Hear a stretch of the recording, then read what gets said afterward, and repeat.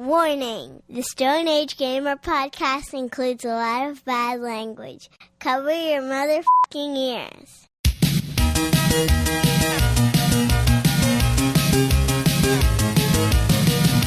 Good evening and welcome to the Stone Age Gamer podcast. I am Kris Randazzo and joining me tonight is Inquisitive Virtual Bag, Dan Ryan. Happy birthday, America! Yeah, happy birthday, America. I'm so patriotic. Sorry, I was trying to get the boot out of my mouth. I'm so patriotic I could barf. It's time for the semi-annual SAG Bag. We'll be doing our darndest to answer all of your burning questions, but will we have the stamina to finish? Definitely not. Put your answering caps on, because the Stone Age Gamer podcast starts now.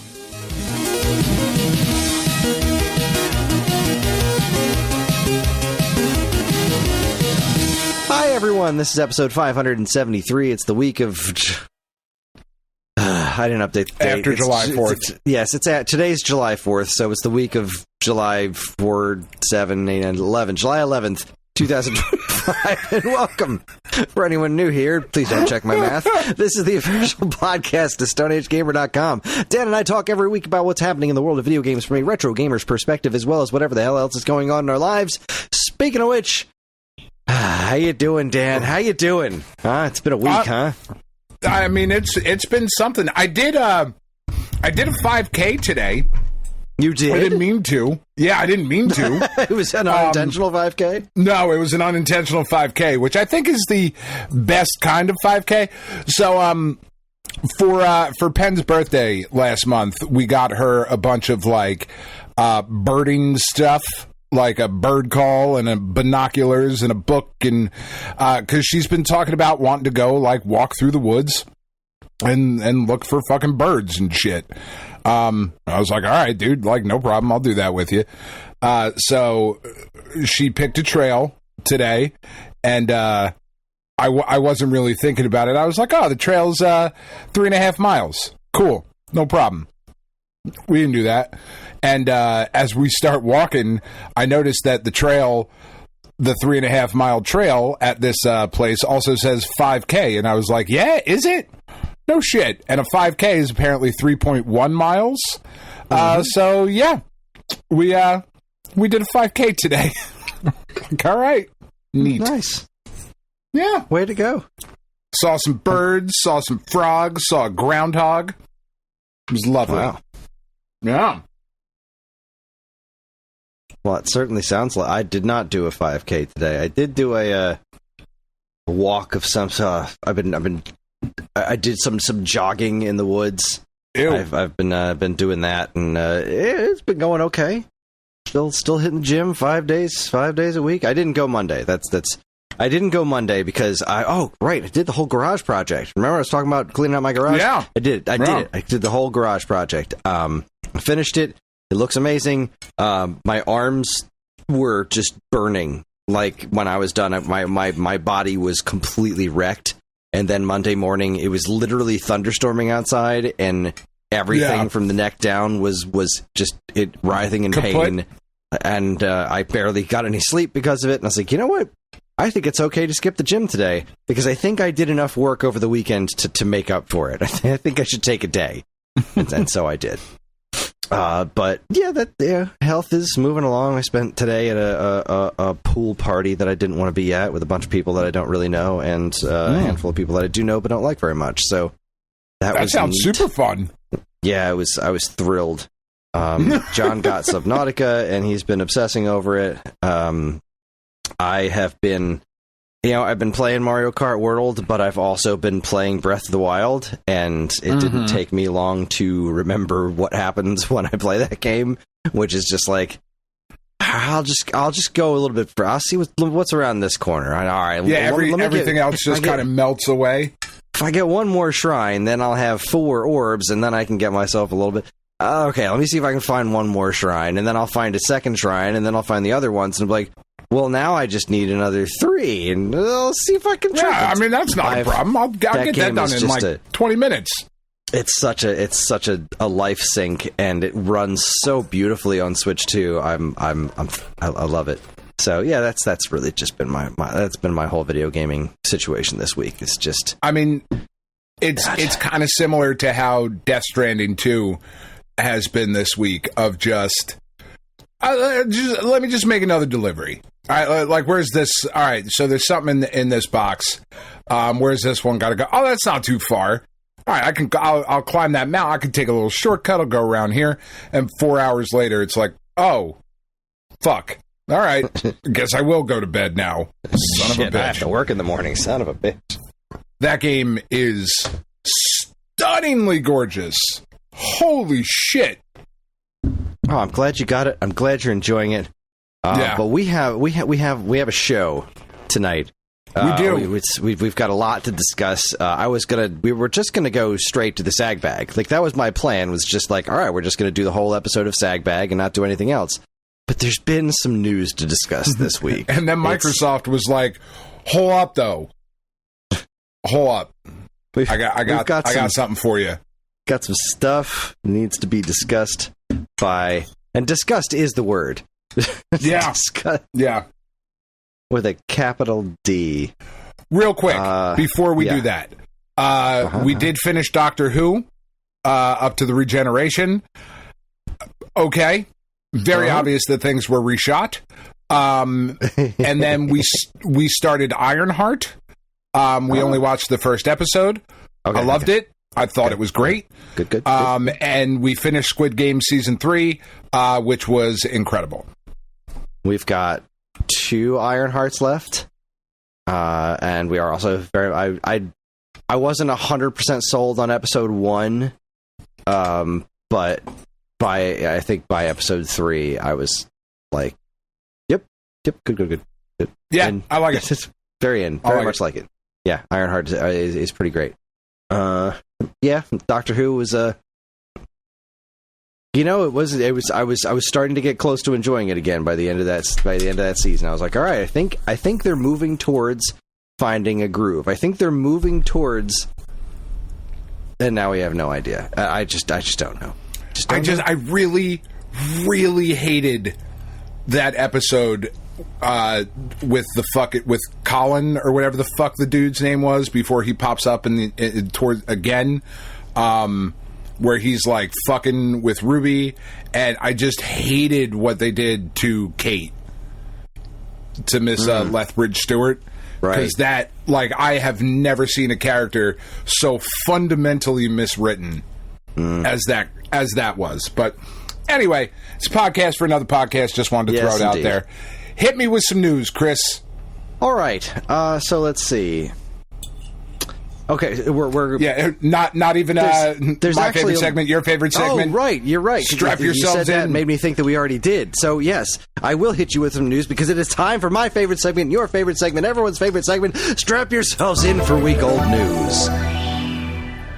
Welcome to Week Old News, where we talk about all the news that was new a week ago, and we're going to start things off with not horrible news. Time extension reports, OneX player's OneXSugar handheld can transform into a next-gen Nintendo DS. Did you see this thing? I have not seen this. All right, so I'm going to look it up now. Talk to me about it. I'll just shoot you the link. Okay. There it is in the old chattery-do. So this is a handheld PC thing that you just got to see it in motion. It looks like a thing you do, and then the I love the thing you do. You take you like take the Joy-Con-esque things and you flip them around on their side, and then a second screen pops out, so you can hold it like it goes from rectangle to square. It's I don't know, man. This thing's pretty cool looking.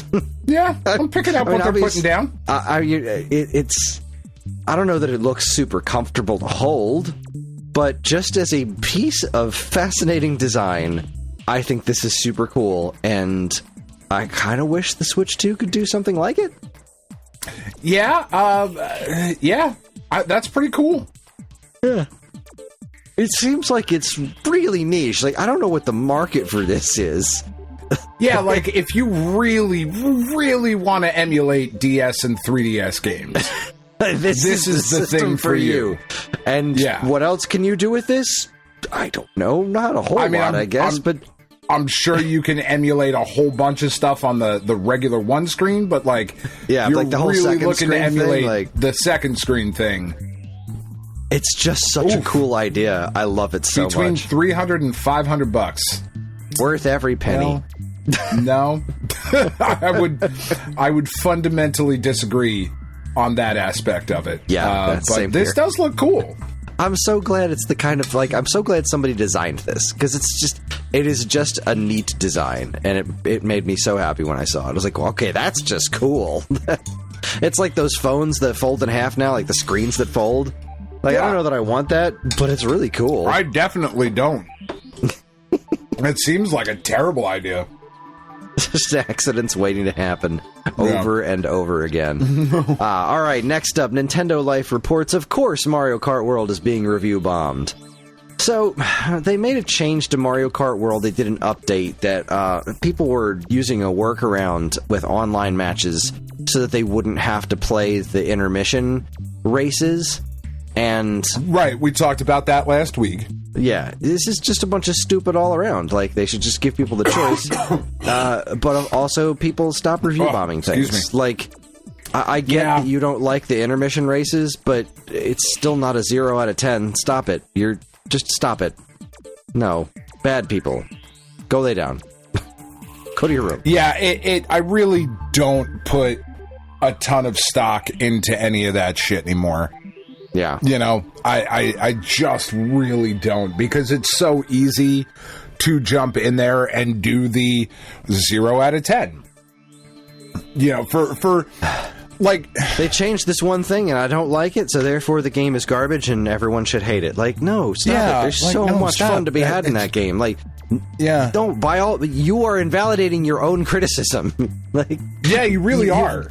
You've got a valid point here. Like, sure, they should give you the option, but when you go to this level of extreme, you just make yourself look like a child, and nobody's going to pay attention to that. Yeah. Stop it. Just stop it. Be better. Nintendo Life reports, look, maybe we should stop asking for a Sonic Adventure remaster. Apparently this is just never going to happen. Let's see. Quote, I do hear requests for a Sonic Adventure remaster a lot. I really am appreciative for everyone who likes the Sonic Adventure series, but when I think about what it would take to kind of bring that game up to the standards and expectations of what the modern gaming audience would want, I think it would be about as much time and energy. I think it would be about as much time and energy as it would to make a new title. Part of me is thinking maybe I should just make a brand new title, and that's why there's currently no plans. Look, buddy, making a new 3D Sonic game, none of your new 3D Sonic games have been better than... You haven't evolved this far. They're not good. They've never been good. They're never going to be good. What do you mean, like, oh, we should really invest in making a new game to bring this up to modern standards? What are you talking about? Your 3D, like, the exception of Frontiers, your 3D Sonic games haven't fundamentally changed a whole lot since Sonic Adventure. Stop it. Yeah, I mean, like, I liked Forces enough because that's, like, the only new one I've played. And I don't need to play any of the rest of them. One, I'm not a huge Sonic fan, but two, as you just said, they all pretty much look the same, which is fine if people are into that. And more, like, I'm not yucking somebody's yum here. They play so similar. Like, I've tried a handful of the modern 3D games as they go, and they all feel the same. You got the run, you got the jump, you got the homing, you got janky camera, you got collision detection. I mean, issues, as long as the jank camera is everywhere, in there. like, what are you talking about with this nonsense? Oh, we got to bring these up to modern standards. What are you talking about? We have to get a modern level of jank in there, Chris. Bring your normal games up to modern standards, and then we'll talk. Anyway. GameSpot reports EA announces college basketball game 16 years after the last one. I didn't realize it's been 16 years since EA has made a college basketball game. Sure. As long as the kids... Madness, right? Was that what they're... Yeah, I think so. Fan? As long as the kids are getting paid for it, I don't care. It was NCAA's... It was 2009's NCAA Final Basketball Four. 10. Right. Wasn't it? Final Four was their thing? The last one was just called NCAA Basketball 10. They did. It was right. It was March Madness, and then they changed it to something else. It might have been Final Four. I don't know. Well, yeah, I think it was. Yeah. As long as the kids are getting paid, like that's really all that matters. Yeah. Just fucking make NBA Street. God damn it. Make fun sports games again. Come on. Yeah, just bring back the Street Series. That's all anybody wants. You fucking assholes. Kotaku, I'm sorry I'm blowing through these. Like I said, there's a lot to discuss. Kotaku reports a canceled but nearly finished Animaniacs game has been found. Hollywood Hypnotics for the Game Boy Advance was canceled in 2003, and an unfinished build has been found and saved by the video game preservation group Hidden Palace. And now you can see what this game would have been like in action. So if you really like the Animaniacs and licensed property tie-in games for Game Boy Advance, this is fucking your lucky day. Yeah, you're living the dream right now. This is it. I mean, cool. I'm trying to look at things that aren't the big stuff. All right, let's see here. Apparently there was a Bandai Namco Summer Showcase, and apparently things happened. Moving right along, Nerdist reports Chuck E. Cheese opens 10 Chuck's Arcades for adults. Just stop it. Okay. Fuck's wrong with you, Chuck E. Cheese? I'm not going to say no to more arcades, but... No, certainly not. But, like, what... is it? Does it have... Like, is it retro-themed? Are there strippers? Is it the pizza the same? I think it's the same in. pizza, and I think the robots strip. Holy shit. Why aren't we doing the show on remote? Because there's none in our area yet. Damn it, can we get a residence when they open one up? Absolutely. This is a really cool story to me, at least. I can't believe I didn't notice this, and I didn't notice it in Super Mario Odyssey either, but Go Nintendo reports Pauline's dance moves in Donkey Kong Bananza are a direct reference to her 1981 debut. Okay. And I watched this little video, and little Pauline in this does this dance, and then they show the same dance of her doing it in Super Mario Odyssey, and I never pieced it together. It's based around her, like, 2 frames of animation in Donkey Kong. Huh. It's so cute. It just looks like a dance move. It just looks like a cute dance. Great. And I just never noticed it before. I love it. God, I'm so excited for this game. I'm so excited for it. Yeah. It looks and I great. Need something to be really excited for. So hooray for that. No, everything else is going great. It's real soon, right? It's July 17th. 17th. Yeah. Cool. Yeah, I'm excited about that. Oh, that reminds me. You and me have to talk at some point about next week. So, yeah. Okay. Yeah, just saying that out loud so that I don't forget about it. So, all right, let's see here. I'm intrigued. Time to get to the nonsense here. Let's see. I'll start with this Push Square article, and then we'll just build from there. Push Square reports mass Xbox layoffs begin. Everwild and Perfect Dark both canceled. Perfect Dark developer The Initiative shut down. So, Microsoft... Now, we have to preface this by Microsoft was profitable. Profits were up this year, right? Not like there's not any kind of dip or anything. Microsoft's profits were up this year. And yet, they have decided to indulge in some layoffs. Quite a few layoffs. Quite a few. A very, very, very significant number of layoffs. I think it's very important that this is something that I've heard from I've heard phrased from Steph Sterling on the internet a handful of times, and I agree completely, because a lot of people will say they've been hit by layoffs. That's not what's happening. The companies are indulging in layoffs because the higher-ups are not being affected at all. There's no pay cuts. They're still getting massive bonuses. Nobody's losing their jobs there. It's all the rank and file to help pay for even more profits on top of the profits that they were already making. So because it wasn't enough profits. There's never enough. There's never enough. I'm trying to look for the final number. 9,000 people from my employ, Kris, that's a lot more dollars for me. 9,100 people across the whole company got cut, according to the Seattle Times. That's fucking nuts. That's fucking nuts. It's at so a time nuts. When tech companies like Microsoft are doing better than they ever have. And could be doing even better. But not like this. They, the King, the developer behind Candy Crush, is losing 10% of its staff. They just recently bought King.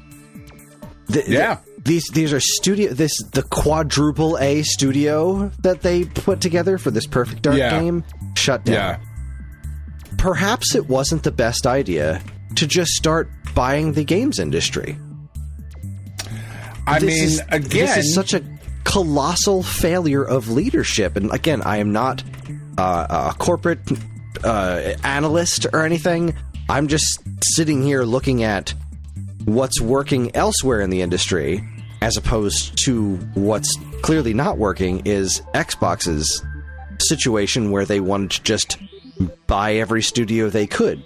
And now they're closing a bunch of those studios and shutting down a bunch of their projects and firing people from those studios.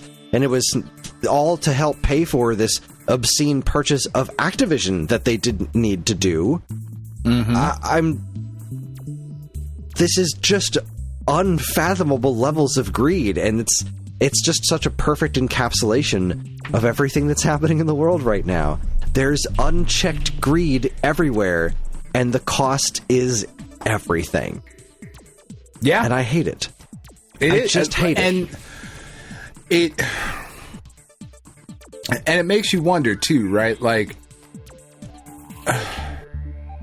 if Perfect Dark isn't safe, right, then what is? If the studio that made the successful Hi-Fi Rush isn't safe after Hi-Fi Rush was successful, and then they go on to say, we really need to make sure that we're making games that are like AA games that win awards and get that kind of attention, right after closing the studio that made that literal game for you that you say you need to make more of. No, nothing is safe. Nothing is safe from Microsoft. I mean, sure, it's not Bobby Kotick, so I mean, maybe the degree of the abuse in that sector may have dropped down a bit, but like, maybe still the fear for your livelihood is. There's no job security anywhere unless you're in the corporate class. It makes you what, right? Because after the 360, Microsoft was primed to take over the gaming space in North America. The 360 was such a massive success right out the gate. It was not by the end of its generation. The PS3 caught up by the end of the generation. But the 360 at the start was such a massive success and had a lot of goodwill and a lot of great games and a really good user experience and like just everything you could possibly want. And Nintendo was still a generation behind and just kind of starting to operate within their niche. Yeah. That is kind of where they decided we weren't going to compete with Microsoft and Sony. And Sony fumbled the ball so hard on the PS3 launch that Microsoft was really primed to really kind of take over. And they are now a publisher. They're basically a third-party publisher. Has a console, which is weird. Why the fuck does Phil Spencer still have a job? That's what I want to know. Why did 9,100 people lose their job, and somehow And that's just this round of layoffs that Microsoft Yeah, has I indulged think they're in. up to That's not the 12,000 for the year, maybe something like that. Higher and that's than just that? this year. That's not last year. Yeah, it's July. We're not done yet. And we're not counting last year's numbers there. Yet somehow Phil Spector, or Phil, not Spencer. Phil Spector is a very different person. Yeah. Phil Spencer somehow still has a job. Because, like, you remember back in the day when he wore a Hexen shirt, Chris? That was really cool. And we really got behind him. Because he's one of us. He's a gamer, too. Like, he may have been at some point, but he is not. He's not. He's just not. He's not, dude. And he never has been. He's not running. He never has been. He's not running Xbox. Yes, they're making profits, but we've been seeing this weird writing on the wall with Microsoft for a while now, right? Game Pass got off to this incredible start, and then they're like, yeah, oh shit, now nobody's buying games. Well, right. yeah. Whoops. You kind of took away the incentive to buy games for most people. Like, you just have to look around at what's working. What company is still doing things more or less the old-fashioned way and is doing well? It's Nintendo. Yeah. I mean, and Sony, arguably. And arguably Sony. They've had some colossal fuck-ups. And they're still chasing the live service train, and they absolutely shouldn't. They're closer than Xbox is. But even them, you can kind of look at them and say, like, they see what's happening around them and to an extent are maybe adjusting. But, like, what I don't understand is why Nintendo's the only one with a retail presence. Like, yeah, how is because the other two, Microsoft and Sony, have tried so hard to, like, chase this alternate future where they don't have to deal with that kind of stuff, because they look at it and say, well, yeah, we could make a whole lot of money here and we could be a successful business, but we could make all the money if we go in all in on this, then we can get more money out of everybody. It's just greed, and you can see the wheels starting to turn in Nintendo's direction too, of like, see how much more we can get us. Let's see how much more we can get. I don't know. Like, let's see how far can we push this. My big wish right now for Nintendo, my biggest wish, is that they could have the effects of being humbled without having to be humbled first. Like, I kind of wish that somebody at Nintendo was looking at what's happening right now and being like, okay, it's not too late, we can course correct here. Like, I know we're selling a whole lot of Switch 2s, but, like, let's think long term like we used to, and let's just kind of course correct here. Like, similar to how we saw everything that happened with Sony after Astrobot was this massive success, and they were like, yeah, okay, that's cool, but we're going to keep doing this. And we're like, no. Did you see? Don't do that.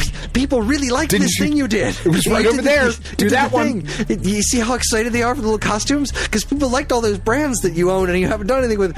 Just start making video games. That's all I want you to do. Those. Just make the video games. And, like, that's what a lot of people want from Microsoft, too. They want them to make the video games. And that's not what anyone's doing. Oh, God, it's so frustrating. It is so infuriating that this is the world that we live in right now.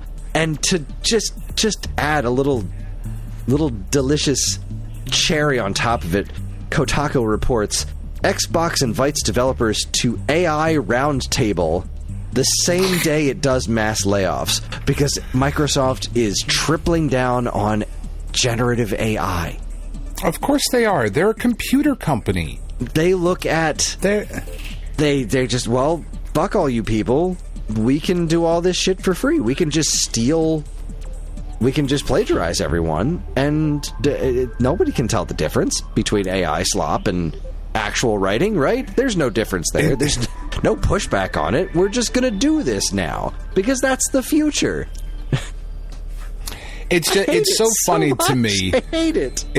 It's so funny to me how, because the motherfucker went and built a couple of wells in Africa, it was like, oh, Bill Gates is a good billionaire. No, he's fucking not. He's not. He isn't. I mean, like, the full stop. Maybe by billionaire standards, but that bar is in fucking that doesn't hell. fucking matter. Yeah, like, oh, he's in the 7th circle as opposed to the 9th. Like, oh, shit. See, it's Let's not go so fucking bad. suck off Bill Gates. Like, you don't get to be in that position by being a good dude or a good chick. Like, you just don't. It's just not a thing that happens, right? And like there's the argument of like, well, he couldn't give away all of his money because he makes too much. Then keep giving it the fuck away. Keep giving it away. Then try. Try stop. real hard. Just every single day, wake up and say, what problem am I fixing today? What? Yeah, just what fix a problem. Just throw a dartboard at the country. Wherever it lands, go to that town and say, what's your biggest problem? I'm fixing it today. I'm going to fix it.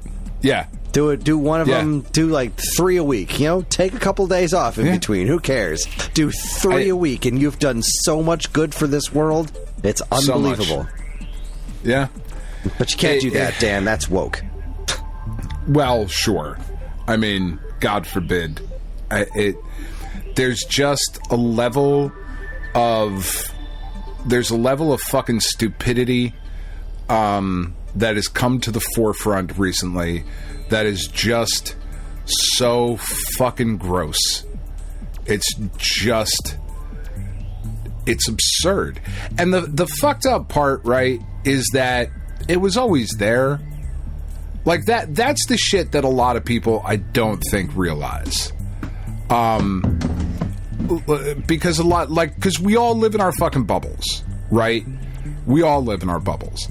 And especially those of us who are here on the East Coast, so many of us who have not left the East Coast, and more specifically the Northeast, like, it gets real fucking racist real quick. And, like, we all know that I lived in Texas for a few years, and I was working a job in Texas, and I went into to the break room after, and this is 100% a true story. I went into the break room at the job I was working at, had some lunch. I was about to sit down and have some lunch. I had just met these people like a month before the second election of Barack Obama, and I walked in this room, and, you know, I look white, even though I'm Hispanic. You know, I mean, because I am, like, and that's a bit of a misnomer, like, I am white, you know what I mean? But I'm also a Hispanic.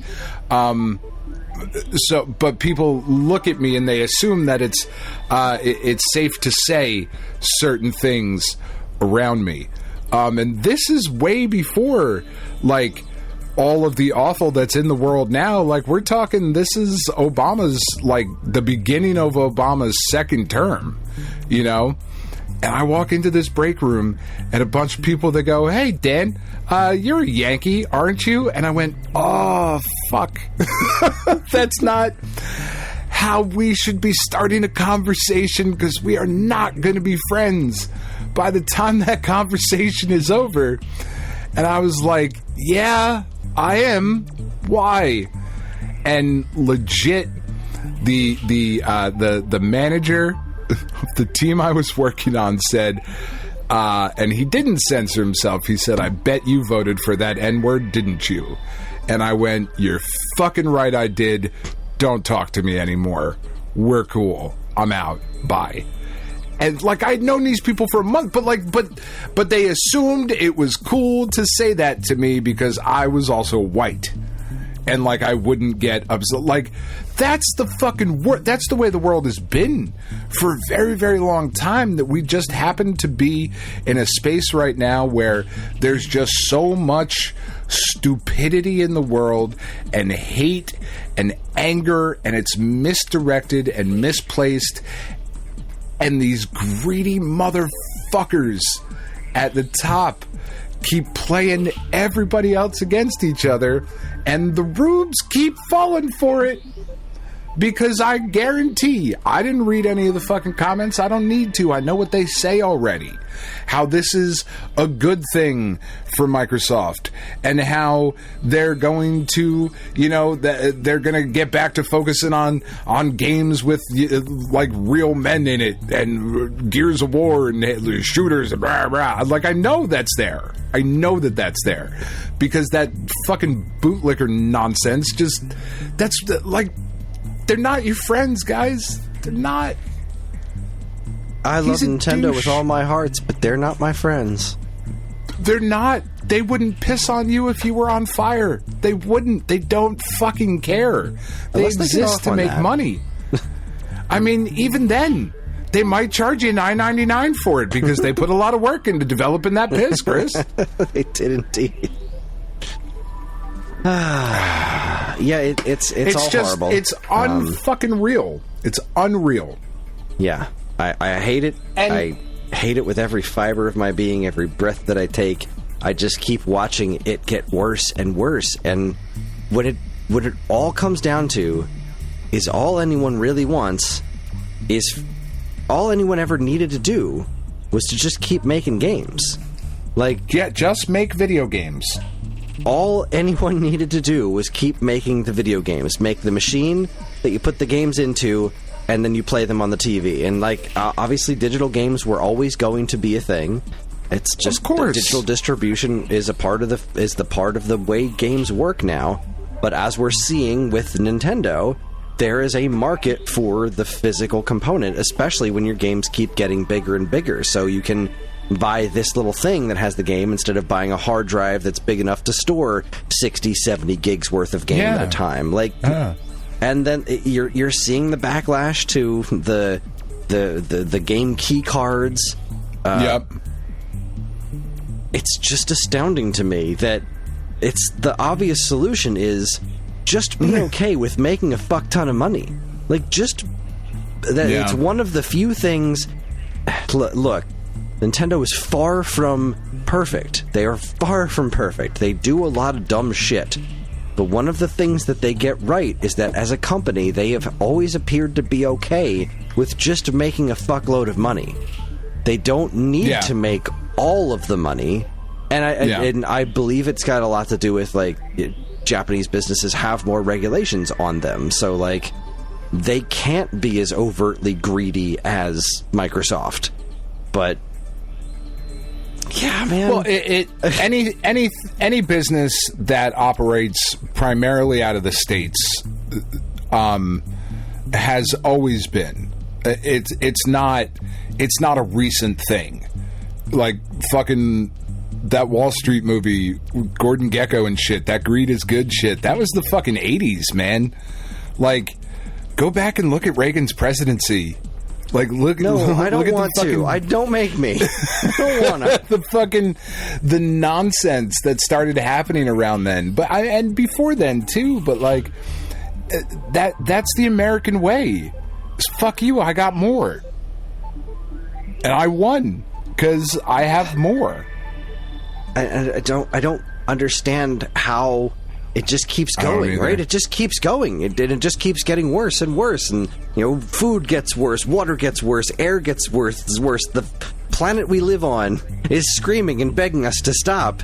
And it doesn't matter because, well, fuck you. I got mine. Look at all my money. I win. Yeah. And I need more. So I'm just going to keep doing more so that I keep getting more. Like, we're not going to dive too much into this, but that billionaires needed more tax cuts is unfathomable to me. They're already the richest people on the yeah. They're already richer than anyone can fathom. What possible good does that do? Why is that more important? It's going to trickle down eventually, Chris. Somebody might be taking advantage of food stamps. That's important. That's what we need to stop. That's where we need to focus our energy on. Some poor person might be taking advantage of food stamps, not somebody who has more money than anyone will ever need in 10 of their lifetimes now gets to have more of that. Like, yeah. Yeah. I'm so... I feel dirty. I just feel disgusted on such a core level of like, we should be in Star Trek right now. Like, we should be. We could be. It's that episode of Doctor Who when he shows up at the space station, and he's like, something's gone wrong. So, yeah, humans should be farther along than this. What happened? This is what happened. This is it. This is it. As a society, we should be so much farther along. We should be so much healthier. We should be so much better. We should be reaching for the fucking stars. And instead, the vast majority of people are just clawing to get by, listening to jackasses in New Jersey make podcasts about video games because that's some small piece of joy that they can get in their lives. Like that also turn into political podcasts much more frequently than they used to. Yeah, no, it's the world is an absolute fucking nightmare right now. It is an absolute goddamn disaster. And if you are somehow within our listening audience and you have supported the conservative movement of late, I'm not sure, one, why you're still listening. I suppose thank you. But two, really reevaluate like where you are. Because like here's what happened this week, Kris. With the passage of the Triple B, baby, the big beautiful bill, and the fucking gutless scumbags that passed it, the expansion of ICE in this country has gotten to a level that is horrifying. And don't forget the concentration camp. But even beyond that, because like the concentration, yes, which is selling merch, by the way. If you buy Alligator Alcatraz merch, take a long walk off a short pier. Not to be too direct about it.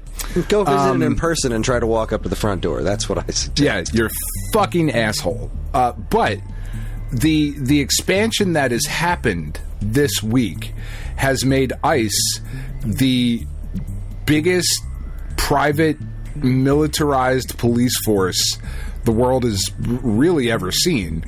It is dwarfing the size of the FBI, the CIA. And here's the important part, right? Like, I have a Hispanic last name. So, under the new provisions that have been granted this week, if they wanted to come for me, I could be arrested, detained, and deported to a country of, I guess, their choosing, just because they can. And the idea that I have due process and I could prove to them that I am a citizen of this, they don't care. That's the point, is that they don't have to care about that. Because all of that, like, to whom am I proving any of this? The ICE agents? That they don't fucking care. That's not their job. Their job is to round people up and get them into these camps for deportation. Right? Like, that's where we've gotten to with, and the way this kind of ties into, you know, how we got here, like through Microsoft, and I'm not saying Microsoft is ICE. Please don't misunderstand. That is not the correlation that I'm making here.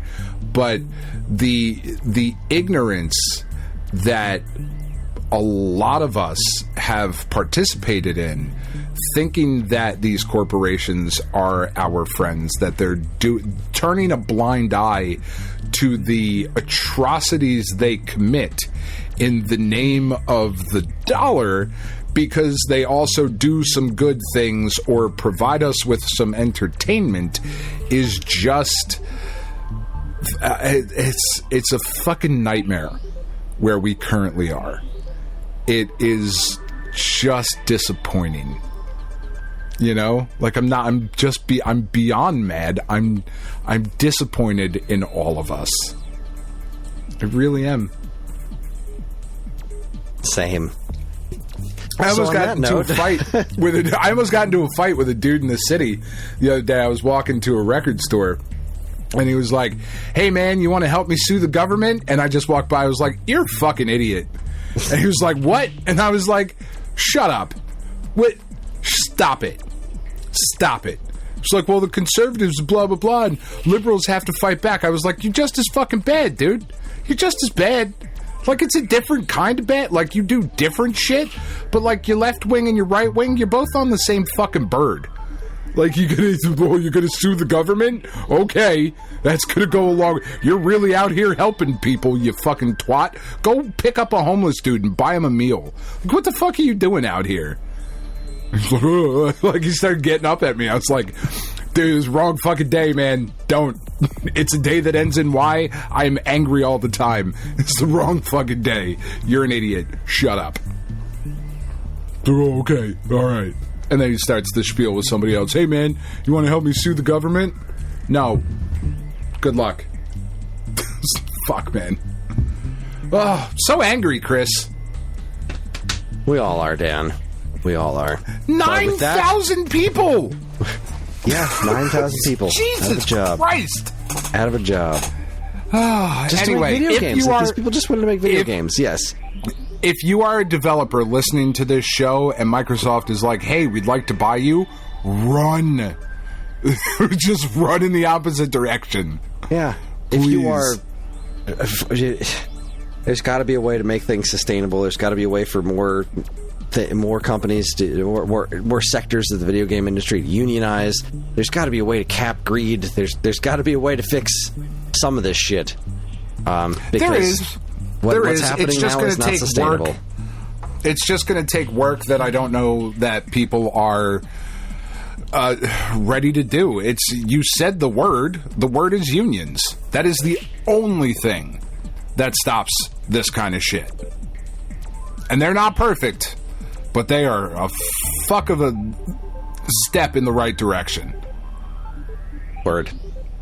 Yeah. Anyway. All right. It's time to move on. We've got a lot more stuff to cover, so we're going to take ourselves a quick break. When we come back... Now let's get to this silly. We're going to open up the SAG bag, and we're going to answer all of your questions. You're listening to the Stone Age Gamer podcast from Geekade.com. Stick around.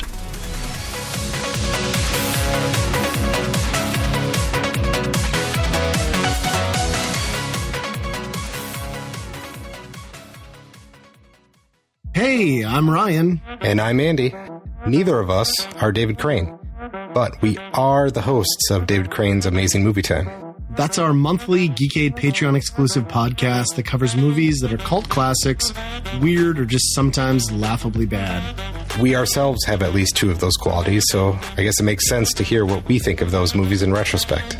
You can hear all that and more by becoming a Geekade Patreon supporter. And, as always, be kind, rewind. When you hear the words cross-stitch, you probably think of a grandma lovingly making a Christmas stocking, a picture of a lighthouse, or maybe a Bible verse with flowers. But that's not what we do at Shoot the Moon Stitches. We take the old-fashioned art of cross-stitch and pair it with contemporary themes and imagery to create striking works of art that make the perfect gift for anyone who grew up with the internet and has a wicked sense of humor and an appreciation for pop culture. From cult favorite TV shows and movies, to retro video games, to TikTok trends. If it's made you smile, chances are we've stitched it. You can shop our selection of art and gifts by going to Etsy.com and searching Shoot the Moon Stitches. For all your fun, feminist, fandom fiber art needs, visit Shoot the Moon Stitches.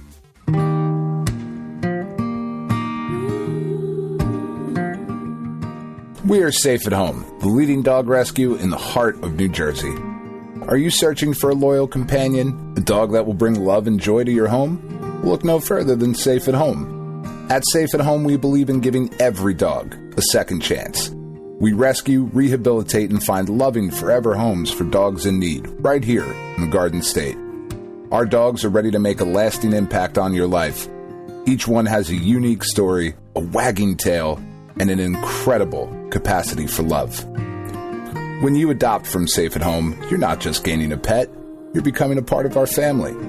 Our dedicated team ensures a seamless adoption process, providing ongoing support and guidance.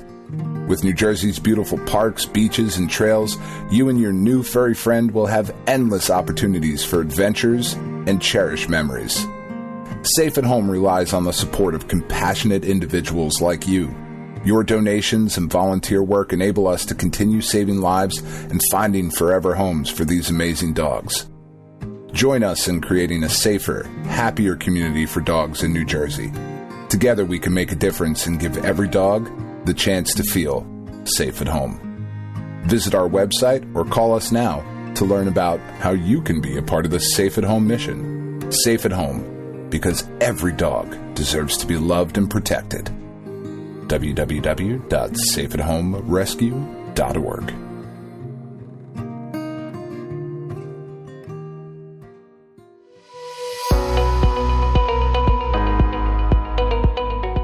Hi everyone, Kris here.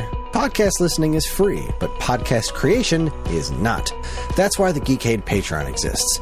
In an effort to help us pay the bills, we've got a Patreon page set up where you can gain access to our monthly podcast topic schedule, get early access to many of our shows, and more. If you'd like to help support Geekade and keep these shows running week after week, head over to the Geekade Patreon page, linked in the show notes of this very podcast.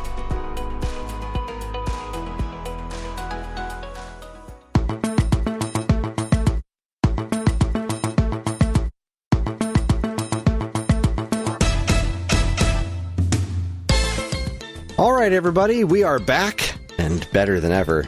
Dan and I have regained our composure a little bit. Sorry, we went a little off the rails there with the weight of the world. But we're back to talk about the SAG BAG. Thanks for sticking with us. And here we go. We're going to be diving into the SAG BAG in the Discord. We did open the floodgates for people to ask us questions online on our social media channels, and nobody bothered. So, I guess I can't be too terribly surprised. But anyway, here in the SAG BAG in the Discord, our first question is now.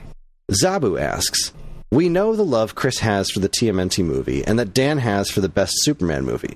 But what other movies round out your top 5? Oh my god. It's like an impossible fucking question, right? I mean... You got to put a lot of thought into it, but I'm just going to go gut reactions, like top of my head kind of stuff. I want to say Empire Strikes Back. I want to say Indiana Jones and The Last Crusade, the original Jurassic Park, The Rocketeer. Those are the ones that jump out at me off the top of my head. I love those movies. I'm sure I'm forgetting some very important things. Of course. So like gut reaction, like the first one that comes to mind is The Crow. Certainly the movie that I've seen more than any other movie. I absolutely adore that film to tiny bitty pieces. Clockwork Orange is very, very high on that list. Pulp Fiction is very, very high on that list. Fucking Blazing Saddles, Airplane, Spaceballs, Clue is very... I don't know that it's top 5, but it probably is top 10. This Clue is fucking brilliant. God. Muppet Christmas Jurassic Carol. Park would...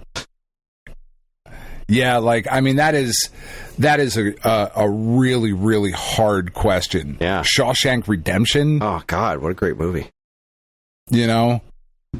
I mean, I think I've probably seen that movie the second most because it's just always on, and whenever it's on, I like, oh, well, this is what I'm doing. I guess I'm just watching Shawshank now because it's on TV. Man. Yeah, that's the only movie I can tell you definitively that is in my top 5 is The Crow. I would have to think of others. Yeah, I would really have to think about it. I'd have to take a look at my wall of movies and try to really figure that out. But good question. But they had a follow-up on a related note. Best video game based on a movie. Best video game based on a movie. I mean, it wasn't based on a movie when it came out, but can I say the Aliens and Predator beat 'em up? Because does that count? I would say probably one of the Alien games, like Isolation, because I mean that's based on the Alien franchise. It's not based on a particular movie. Like if we're talking a particular, like a specific licensed tie-in game, God, I don't know. Because the ones that I've done, like the 8-bit blockbusters that I've done on the blog on StoneAgeGamer.com, like Jaws, is definitely not the best. It's not as bad as people say it is, but I wouldn't argue it's the best. Friday the 13th kind of falls into that same category. The original Goonies is really good, but I also don't know that, and it's so underplayed by people in the States, you know? God, what do you think? Well, I don't know if it counts as a movie. I don't think it does, but the X-Men arcade machine was based on Pride of the X-Men, which was, I don't know, it wasn't a TV series, so I guess it's technically a movie. I mean, does Scott Pilgrim versus the World count? I don't think so, because I think it's more based on the comic than the... Spider-Man 2 is probably the most fun. GoldenEye 007. I don't love that game, but I know a lot of people do. I don't love that game. Yeah. It's never been my cup of tea. Spider-Man 2, like when that came out, that swinging mechanic was just fucking revolutionary and was just so goddamn fun. The rest of the game is kind of shit, but I mean, I don't want to save any more balloons for any more children, but it was just so fun to swing around the city. Like Enter the Matrix is terrible. Yeah, Superman Returns is terrible. I'm going to say Batman for NES. Okay. Yeah, that's a pretty strong argument. I'm going to say Spider-Man 2. But Batman's a pretty strong argument. That's a good game. I like that game quite a bit. Yeah, it's very good. Okay. All right. Let's see. Scion Storm asks, this looks like a two-parter, top 3 Desert Island video game soundtracks and top 3 Desert Island albums, non-video game.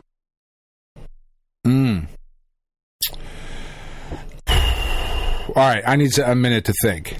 I'm sure you can spout off the video game one a lot quicker than I can. So the video game one, I'm going to say, let's see, top 3 Desert Island video game soundtracks. What do I never get sick of? The original Donkey Kong Country. Okay. The original Donkey Kong Country, probably Mega Man 3, and maybe Katamari? I think the thing about the Katamari soundtrack is that I'm not always in the mood for it. Like, I'm not always in the mood for all of it. There's so many styles in that. It's one of the best, but like Desert Island, I can only listen to these forever. Part of me wants to say Donut County. Like, that's just such a background album, you know? It's so... Right. Wondrous. I mean, I'm going to say Katamari. Probably the NES Metal Gear and the NES Silver Surfer. That soundtrack's fucking incredible. All right. So, all right, top 3 Desert Island albums, non-video game. Pinkerton, for sure. I'm going to cheat a little bit and say the Beatles' Greatest Hits Blue collection. So the last half of their career. And Oh, probably waffling between Deftones and Wu-Tang or Billy Joel. Fuck. I mean, because that's three things that usually go right together. Just Deftones, Wu-Tang, and Billy Joel. Like peanut butter and coffee. Actually, no. Yeah. So Weezer's Pinkerton, the Beatles' Blue Record, and Billy Joel's Greatest Hits. Yeah. Okay. I'm probably gonna say Collect the Souls, Hints, Allegations, and Things Left Unsaid.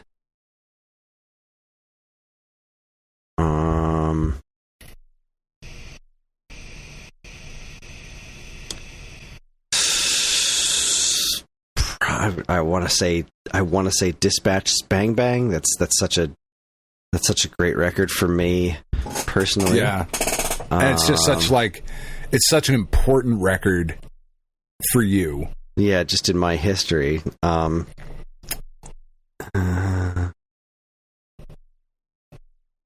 if we're including greatest hits, I know that's cheap, but I'm either going to say the Sam Cooke's Greatest Hits. I have that record upstairs, or could be Rejuvenation by the Meters. Yeah, I'm gonna stick with Sam Cooke. Can I really leave out Alice in Chains Unplugged?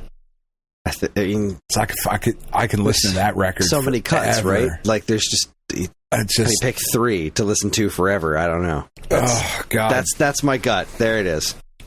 Yeah, that's my gut answer. Is Billy Joel, the Beatles, and Weezer. But man, that's a tough one too. That's brutal. Brutal. How do I leave out Wu-Tang? I mean, it's for the children, Chris. You know sure that. Is. I do know that. All right, what else you got? Scion Storm asks again, what bread is the second best bread? Oh, the second best bread? Fuck, I don't remember what I said the best bread was. I don't remember what I said the best bread was either, but I will say the second best bread is cornbread. Oh, fuck. Yeah, I'm going with that one, too. That is a solid fucking answer. Jesus Christ. Yeah. Cornbread can fucking get it. Yeah, it right can. its any dirty ass. Any day of the week. I'm not even hungry. If there was cornbread in front of me right now, I would be devouring that shit. Some cornbread with some butter? Fuck you. Damn it. Now I want some cornbread. Doesn't even need it, but I'm not going to No, it doesn't, but I mean, why not? Yeah, exactly. What are you trying to do? Live forever, Chris? Come on. In this economy? In this man's economy? Shit. Favorite make and model of pen. This is also from Scion Storm. Oh, man. So probably the I have it right here. It is the one that I currently enjoy writing with the most. It is just a very simple Sharpie S Gel 0.7. I enjoy this pen very, very much. It's very smooth. It's not too thick of a line. It has got a really... I'm going to put it up next to the microphone. It's got a typical click, but it is a very satisfying pen click. I care for it quite a bit. But I do also have in my... Did you expect to get this detailed of an answer? In my my everyday carry man purse that I have with me, my little pocket organizer thing, I don't know the particular brand because Tiff got... I can see it on here, actually. This is a Smoother Pro. I don't know what the fuck that means. It's probably just an Amazon brand, like a knockoff of a more well-known brand. But the pen that I carry with me that I use for, like, if I have to sign something, is this Smoother Pro. It is a solid brass body bolt action pen. that is also 0.7. I really enjoy the way that this writes. I like the clickiness of the bolt action that is on it. It's very, very nice. It feels very good in your hand. It's got a really good weight to it without being overly heavy. It is a very nice pen.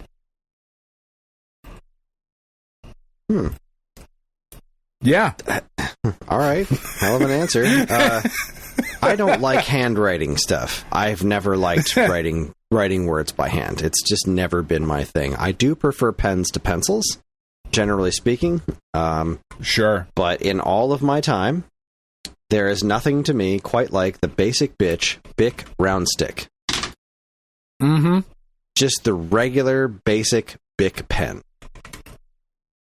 It's all I've ever needed. I've used fancier pens before that have smoother glides or whatever, but these I can get like 100 of them for a couple of bucks and just leave them in every room of the house. So every time I need to write something down, there's the same kind of pen sitting around, does the job. It's reliable. It gets the job done. It's a great pen. Mm-hmm. That's my answer. Do you have a favorite pencil? Dixon Ticonderogas. Yeah. Yeah. Again, I'm a basic bitch when it comes to writing shit down. You are a basic bitch. Yeah, I am. I like the my grandfather gave them to me when I was like 12 or 13, something like that. They were his favorite type of pencil. They have since become my favorite type of pencil, and they are the Palomino Blackwing pencils. They are just the fucking tits. I love them so very much, and I just looked up how much it would be to buy, and currently on eBay you can get a 12-pack of the Blackwing Palominos for $45. Wow. They are really fucking nice pencils. I like them a lot. They are my favorite. I write a lot for work, so, you know. Right. I do not. I type a lot.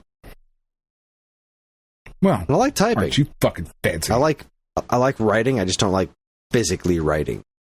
Sure. I used to like it more. It is certainly harder to do now, with my hands still recovering. So that is frustrating. But if I have to, those are the things I'm picking. Well, you can pick your friends, and you can pick your nose. Anyways. Yes. Indeed. One of my favorite things to do to piss off my kids is to just completely botch that. Like I used to say, you can pick your friends, pick your nose, but you can't pick your friend's nose a long time ago. And I would say that incessantly. And then just to screw things up, I'd be like, you can pick your nose and you can pick your friends, but you can't pick your nose's friends. They're just like completely screw it up in weird, strange ways. Like you can pick your friends and you can drive your car, but you can't pick your car's friends. And my kids just look at me like, Dad, what's wrong with you? And I'm like, it'll happen to you. That's right. The one I do for the kids is from Finding Nemo, when he goes, fish got to swim, birds got to eat. I always do birds got to swim, fish got to eat. The kids have been looking at me for years like, you're not fucking funny, old man. I'm like, oh, I am though. I'm great. Bitch, I'm hilarious. People have been telling me my whole life how good of a personality I have. No, I'm just I know it. Maybe you don't, but that's your problem. Unas 11. For Kris, I have 3 acres of land. And I am tired of mowing it every week. What type of goats would you suggest for keeping my lawn short?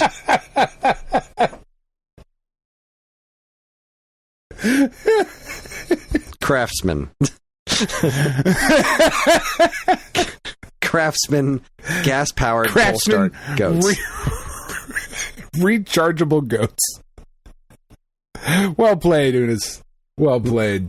I don't recommend the rechargeable goats. They just don't. They don't have the staying power. You want the gas. You pour the gas at the asshole. Well, obviously. I mean, where else would it go? You gonna run a catheter? Jesus, Kris. That's fucking just brutal. Why would you do that to a goat? They got it. How? Weird square pimples. Fuck off with that nonsense. What kind of goats are the best for keeping my grass short? That's fucking funny. Oh, good stuff. All right, you want to take a couple here? You've got a big old list. Why don't you start asking a couple questions? I've got a huge list here. All right, let's see. Spin the wheel, make a deal. Who are these from again? Let's see. From I believe it was Trashman who sent us that gigantic fuck off list.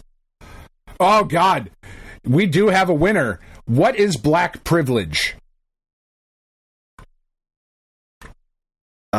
Privilege in a black T-shirt. Oh no, Black. It's the sequel to Black Panther that we didn't get. That's right. No, it's a thing that doesn't exist. Is what it is. It's a made-up scare tactic from a certain side. So yeah. All right, spinning the wheel. It's better barbershops. Oh, that is true. Have you ever gotten a haircut or beard trim in a black barbershop? No. I fucking suggest you do. It is a fucking experience, man. I'm sure it is, but I wouldn't do that to them. I love it. I used to work with a dude who like cut hair on the side, and like I went into his shop a couple of times, and it was fucking awesome. It was exact like when you see like the rom-com movies of like all the girls in the salon and the whole thing. It was that for dudes. It was fucking incredible. I loved everything about it. Anyway, all right, here's a good one. What's a good stocking stuffer? A foot. Oh, I mean, put a little bit more thought into it. What's a good stocking stuffer? A Magneto action figure. A Magneto? Really? Like, you go like a whole present? When I was a kid, what I wanted more than anything for one Christmas was the Magneto action figure from like that old X-Men action figure line. All I wanted was the Magneto. I needed to have Magneto. And, it's that Christmas day came and I opened up all my presents and I didn't get it. And I was very happy with the presents that I did get, but I was very sad. And then I went to go to my stocking, and my parents had gotten me the Magneto action figure, but they folded up the card behind the plastic part so that it would fit in the stocking, and I lost my shit. Ain't no better stocking stuffer than that. So my answer to what is the best stocking stuffer? It's the present you didn't think you got that they somehow made fit into your stocking. That's a really good answer. See, and we do stockings differently, right? We do them on Christmas Eve. So I think like what I really enjoy getting out of a stocking, what I think is really, really fun is some sort of like silly nostalgic thing. So for the last couple of years, like last year, Tiff was in an antique store and she happened to see just a couple unopened packs, and they were like $1 or $2 or whatever of the Dick Tracy movie trading cards. Now, I fucking adore that movie. I love Dick Tracy. It's one of my very, very favorite properties of all time. That movie, I think, is just absolutely brilliant. And that's another one of those movies where like, oh, Dick Tracy's on? I guess my afternoon is sorted. Awesome. So getting those trading cards that I had as a kid, you know, and getting to open up the pack again and like get the fucking brittle ass stick of gum and the whole thing. Like I just really, really loved that. So I think like as adults, any sort of gift that can kind of bring you back to that like really simple childhood nostalgia makes a great stocking stuffer. Also a solid answer. Yeah. All right. Let's see what we got next on the wheel of questions. Here, let's see. Okay. Oh. How many hours a week do you spend watching TV or YouTube? Ooh. Define actively, like, is actively watching is a much lower number because, like, I background watch stuff. Like, I have things on. I would say actively watching. Yeah, because, like, so my background, like, I have Law & Order on while I'm doing chores, or I have an episode of The Venture Brothers on while I'm doing cardio at the gym. I'm not sure that counts as really watching. YouTube stuff, I tend to do a bunch of YouTube videos at night. Like, I'll probably do, like, about a half hour or so of YouTube around bedtime, and it's usually just catching up on, like, late night shows like Seth Meyers or whatever. Trying to comfort myself as other people make fun of the Trump administration. And then usually about a half hour to an hour on weeknights with Karen on any night that I'm not recording a podcast, unless we decide to play a video game or a card game or something together. So I want to say 7-8 hours, I guess. A week? Yeah, that sounds about what I got time for. Yeah, I think I'm probably somewhere in that range as well, maybe a little bit longer. Because, like, every Wednesday I watch at least 2 hours of TV because every Wednesday is AEW. And I have not, this past Wednesday, 2 nights ago, was episode 300. I have watched every episode since it debuted on my birthday 6 fucking years ago or whatever it was. So I've been there every fucking week. So that's at least 2 hours. And then, like, Monday, Tuesday, Thursday, maybe an hour, hour and a half. You know, I barely watch anything on Friday because we're doing this bullshit. And then Saturday, not a ton. And currently Sunday's not a ton either because, like, House of the Dragon isn't on or Game of Thrones. You know, like, the big Sunday night show isn't happening currently. So, yeah. I would say I would say roughly 8 to 10. You know, closer to 8 most weeks than 10, but probably somewhere in that range. I don't know. Is that a lot? I don't know. It's more than me. I don't think it is. Like, seems 8 like hours of TV amount. a week? I don't think that's a lot. Seems appropriate. You know? I don't know.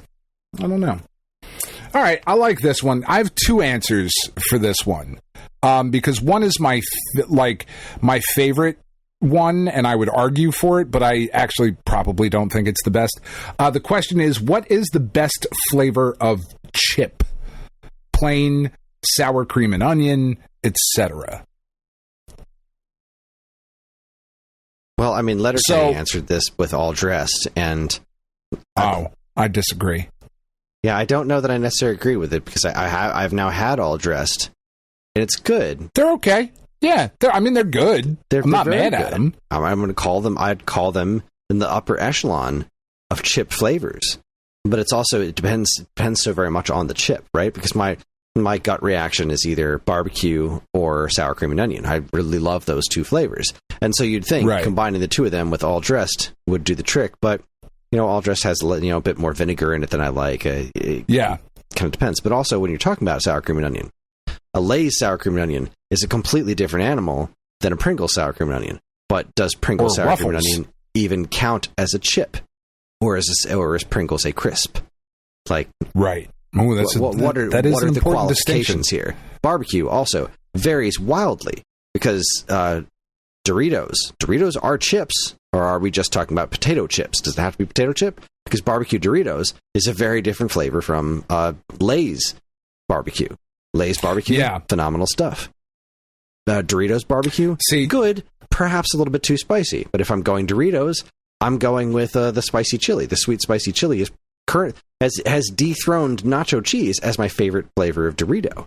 So there's an awful lot of considerations here. But I'm going to say overall, isn't the overall chippage situation, if I'm somewhere and there are chips out, the one I'm going to gravitate to first is either barbecue or sour cream and onion. And considering how much I love sour cream and onion on Pringles, as opposed to like barbecue Pringles are fine, barbecue Lay's are amazing.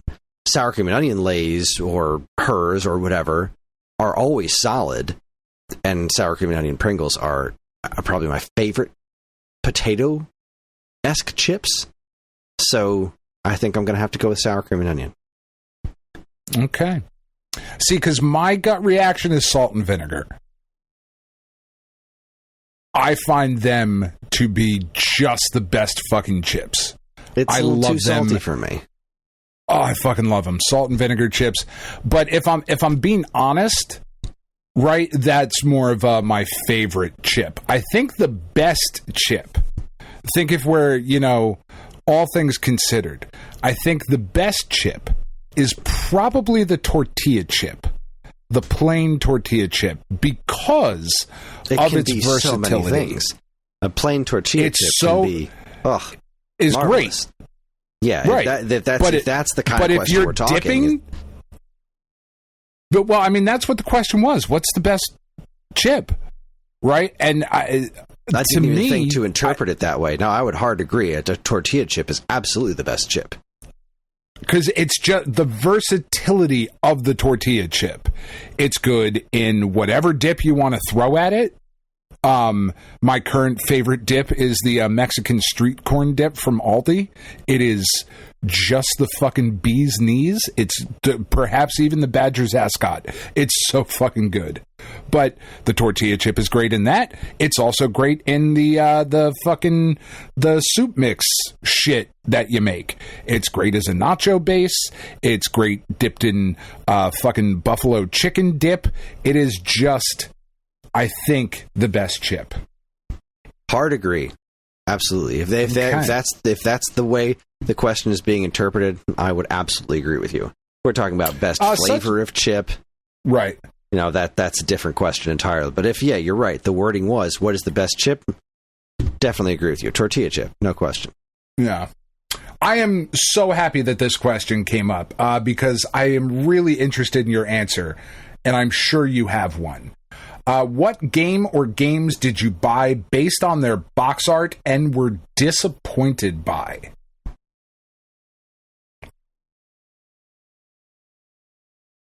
I know Ferg's going to be upset with this one, but video pinball. Oh, no. Oh, no.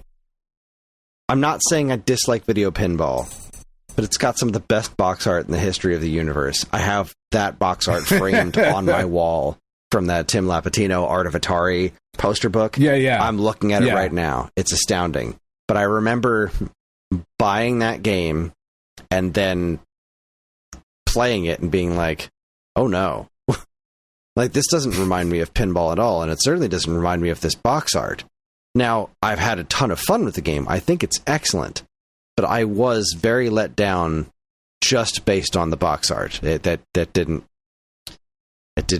click with me in that direction. Now, let's see, other games based on box art that I've been disappointed in, because I didn't buy a lot of games just based on the box art. I rented a lot of games based on box art because that's kind of what we had to go on. I'm looking over at my wall right now, so I apologize. I think that's fair. If I sound weird because I'm turning around to look at my wall of boxed games. Let's see. Box art that I thought looked super cool, and then the game didn't wind up being as cool. Now, a lot of those games I wouldn't still have, and certainly wouldn't still have on my wall.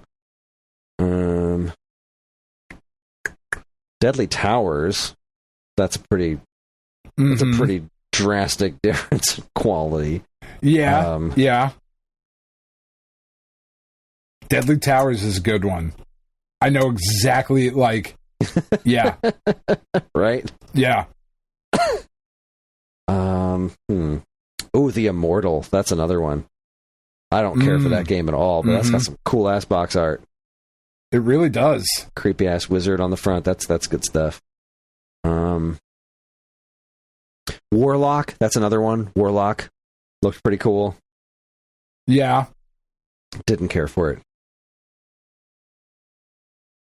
See, like, I want to say, like, Tough Enough, but I knew exactly what I was getting with that game. That was a shitty Street Fighter ripoff. The end. that was exactly what was written on the tin. Yeah. Those are the ones that are jumping out at me right now. I'm looking at a handful of other things, like... I just like games so much. I'm not horribly disappointed in a lot of them, especially in the older ones that I have. And I only really looking at Super Nintendo and NES because that's what's right next to me. I mean, I'm sure there's a ton of N64 stuff that could jump out at me, but at that point, I knew more about what I was getting. I wasn't like, oh, this looks neat, I'll try it, just based on the box art at the rental store. Now, I mean, like, if we're going, I feel like there's got to be plenty more of Atari games that had really cool box art that didn't stick with me. So let's see. Let me look at my list here. My Atari games are all the way on the other side of the room. While you're looking, my answer is Conquer. When I was a kid, or not Conquer, fucking Conquer. Jesus Christ, like Bubsy. What?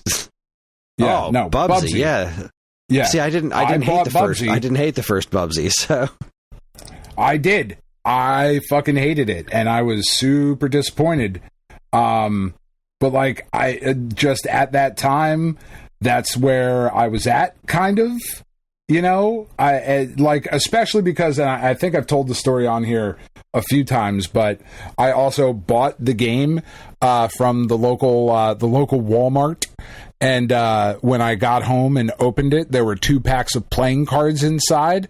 So, like, I was disappointed that somebody had stolen the game and re-shrunk wrap it with playing cards. And my mom drove me back to the store. So, like, it was this whole adventure to fucking get Bubsy. And then when I got home, it was still just Bubsy. And that was very disappointing. This is going to be another, tough bill for... It's an odd answer, but I would have to go with Star Raiders. I wanted to love that game so much. I think I was just too young to wrap my head around it. I just remember looking at that box art and the fact that it came with the video touchpad. I was like, this is the coolest thing in the world. And then I played it and I was like, I love the way this sounds. I love the way this looks. I love everything about it except playing it. I couldn't get a grip on it, but I think that was more. I think that was more me thing than being actually disappointed in the game. I just couldn't get a hang of it. What else, man? There's definitely Pele's Soccer. There you go. What a piece of shit that game is. Say football. That's another one. Atari 2600 football. I remember thinking that was going to be real cool, and then my sister and I played it like, what the hell? what the actual hell is happening right now? No. Stop it. We still played the hell. I think that's... we still played so much of that game. Because it's what you had. Yeah, and like, there's something... God, the sounds of that game I'm filled with like wonderful nostalgia of playing that game as a kid. Listening to my sister just would beat the shit out of me in that game, and I couldn't get the hang of it. But like, there's a charm to that terrible ass game. There really is. Yeah. Well, you're not the most athletic cat in the world, Chris. It's understandable. You don't have to be athletic to play a football video game, for fuck's sake. Yeah, no, a lot of I love all these Atari games. I'm looking through my list, like Journey Escape. That's an amazing title. That game fucking rules. Joust, exactly what was promised. I'm floating around on a bird, knocking people off. It's great. I think so. Here's a weird one, maybe. All right, because it's a game that I like. But I have two that kind of fall into this category. Disappointed is the right word, but not to the point that I didn't like the game. I just thought it was going to be better. One of them is Brutal Legend. Oof. Okay, yeah. I smell it in there. I like the box art. I like the people involved, and I like the game, but I was disappointed. And then the other one, but like that's still a little bit of a cheat because like I know Double Fine, it's Jack Black. Like I knew what I was getting. one that I bought, I kind of had an idea what I thought it was going to be, and I saw the box, and I was like, yeah, this looks fucking cool. I'm into this. Maximo. Oh, yeah. Again, a game I like.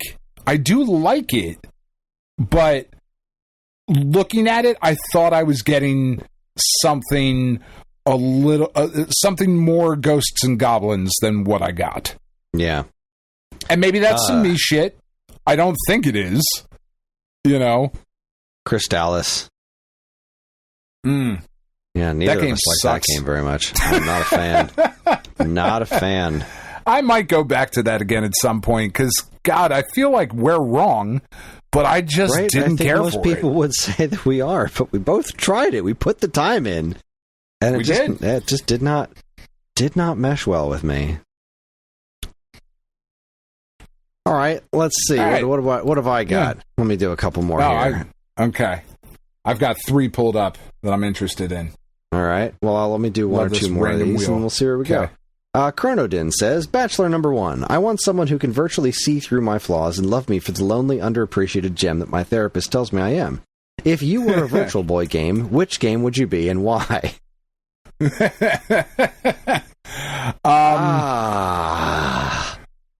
I don't feel like I know enough about the Virtual Boy to answer this.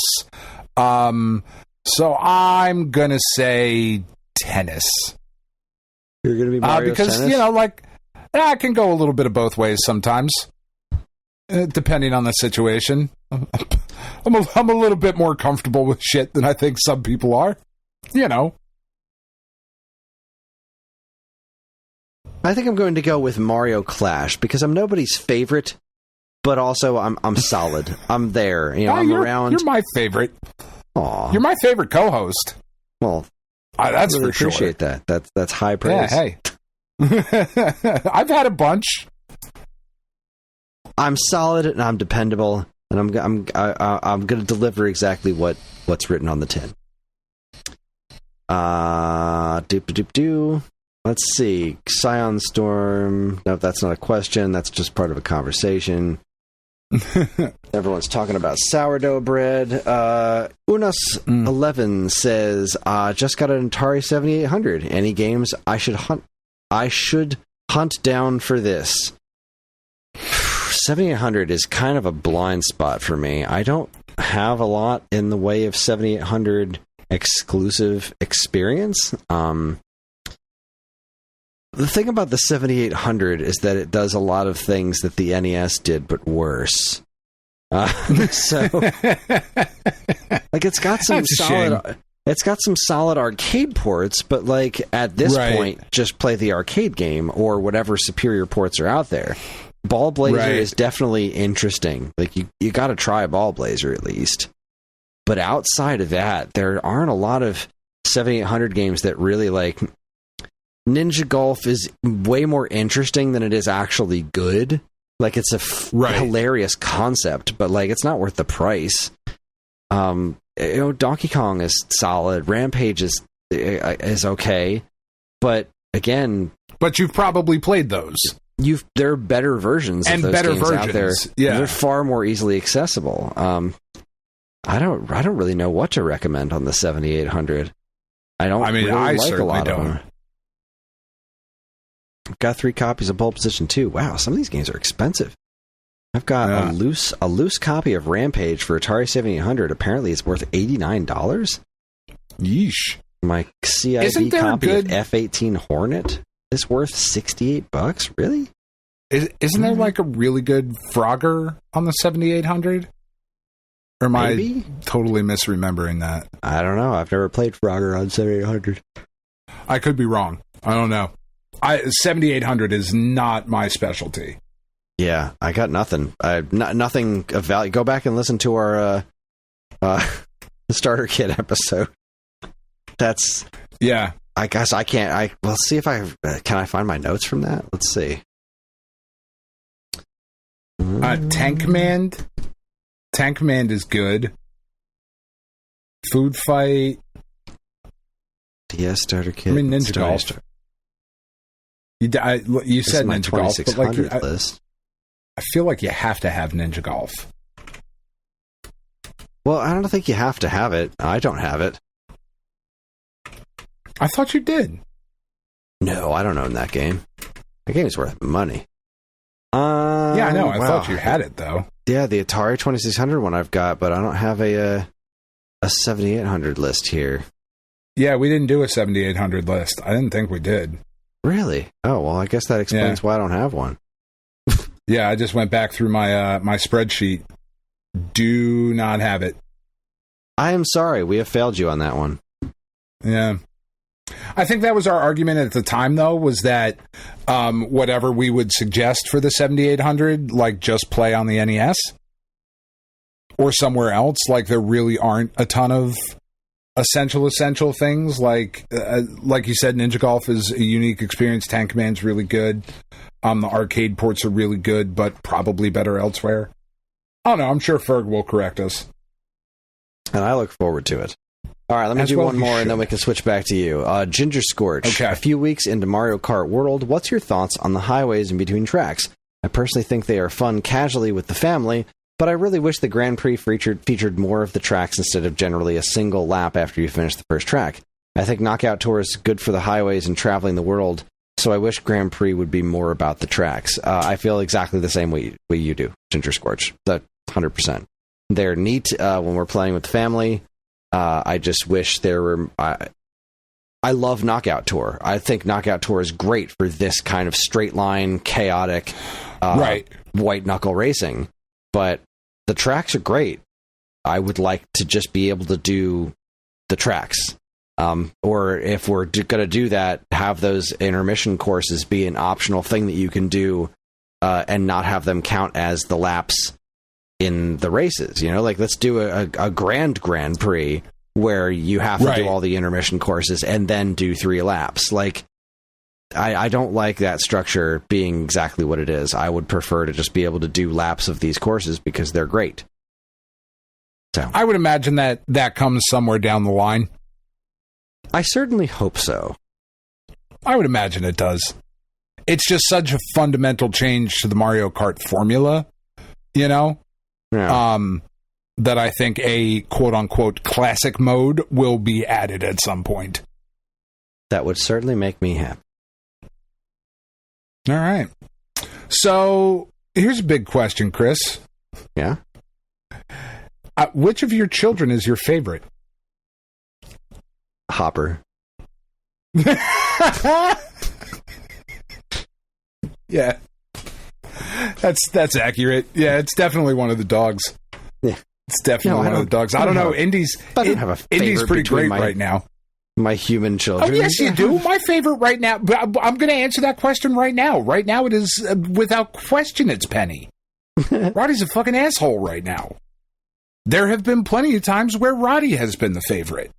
Plenty of times where Penny has been an asshole. Right now, Roddy's fucking going through it. And not just because of the trans thing. He's just a fucking dick right now. And I've told him this many times. I'm like, dude, you fucking suck right now. Get your life right. Right now, it's Penny. It's okay. That shit changes. Like, I've never understood that pretending like I don't love either of them more than I love the other one. That's what I'm assuming the question is. Which kid do you love more? Which is your favorite child right now? It is, without a doubt, it is Penny right now. Right now, I get along. I connect with Ellie more, but also like Ellie pisses me off more than John. So sure, I really don't think that I do have. I don't think I have a favorite. I can't pick between the two of them right now. You know, I connect with Ellie easier. She wants to be helpful and she shows genuine interest and she's just a little bit more, you know, John has a lot of tendencies that I don't get, but also like I connect that I'm trying to beat out of him. I connect with John on all this video game stuff. Like he's funny. And sometimes I just really like being around him. Whenever he stops pretending to be a YouTuber and when he stops regurgitating the shit he hears off of YouTube, when he's himself. And he's just a kid. Yeah. He's wonderful.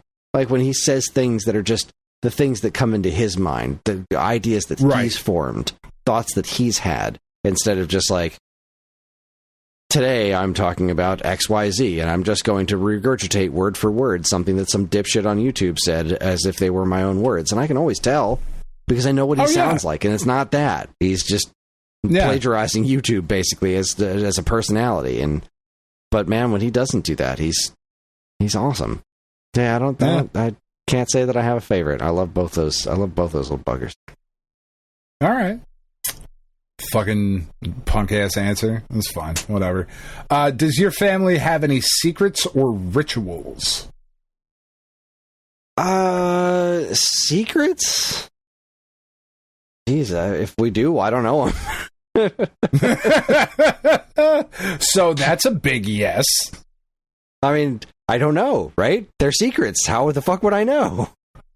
Yeah. I have to assume there's things I don't know, but I don't know that I have any secrets. I mean, so we have like a family. We have a somewhat interesting family.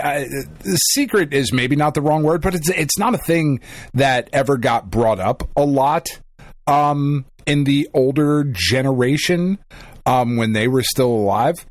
But during World War II, my grandfather on my mother's side took the family on vacation to Germany because he was a big fan of Hitler.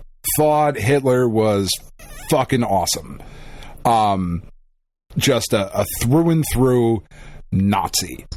And while they were in Germany on vacation, so actually it was right before World War II started.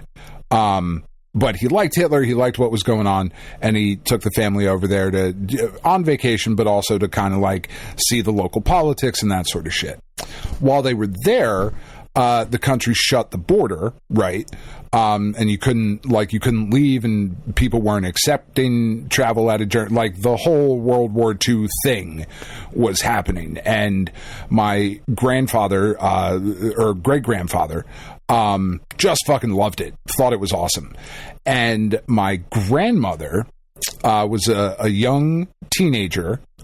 She was like 14 or 15 at the time. She got in contact with soldiers in the area and would sit in the basement of the house they were in Germany, listening to my great-grandfather listen to the radio, and she would translate and send wires from the basement to the Allied forces. Which I think is just fucking wild. Like, little 15-year-old grandmother just fucking translating Nazi messaging and they weren't big secrets. These were like public radio broadcasts in Germany. You know what I mean? So like they weren't like, we're going to France tomorrow. Like that wasn't the shit. They're not Trump. They weren't just fucking announcing the shit on the radio.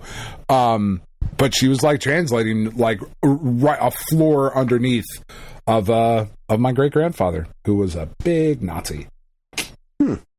Yeah. He doesn't sound so great.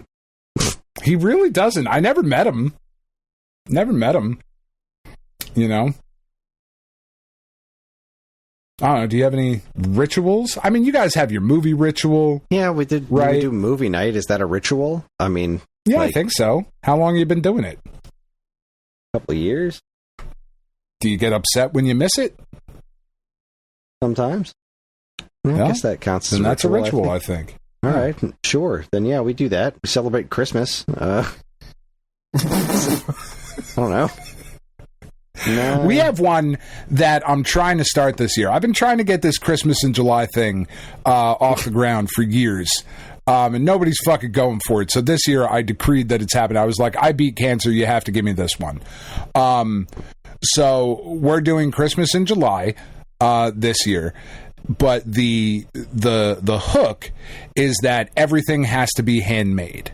You're giving each other member of the family a gift, but it has to be something handmade.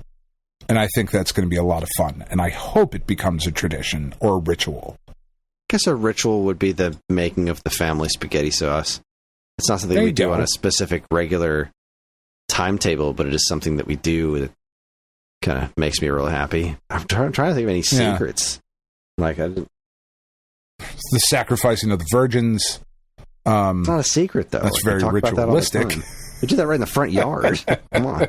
Yeah, no, we invite the whole neighborhood. They bring the virgins. They think it's weird, but we still invite them. We want them to feel included. I got nothing, man. Yeah. Sorry, we're too boring. I just gave you a Nazi translation story. What's fucking boring about that? No, not you and me, the Randazzos. Oh, my house is boring. Yeah, we're boring people. Your family sucks. Yeah, sorry. We're just... That's all right. We're just bland white people. I don't know what to tell you. What is your favorite midnight snack? Oh, other than pussy, obviously. I mean, because that's the right answer. Or dick, if that's what you're into. Just that random waking up and like, oh, we're fucking sweet. Like, that's great. Favorite midnight snack? I know mine, like, instantly. It's not even a fucking question. And it's Oreos and milk.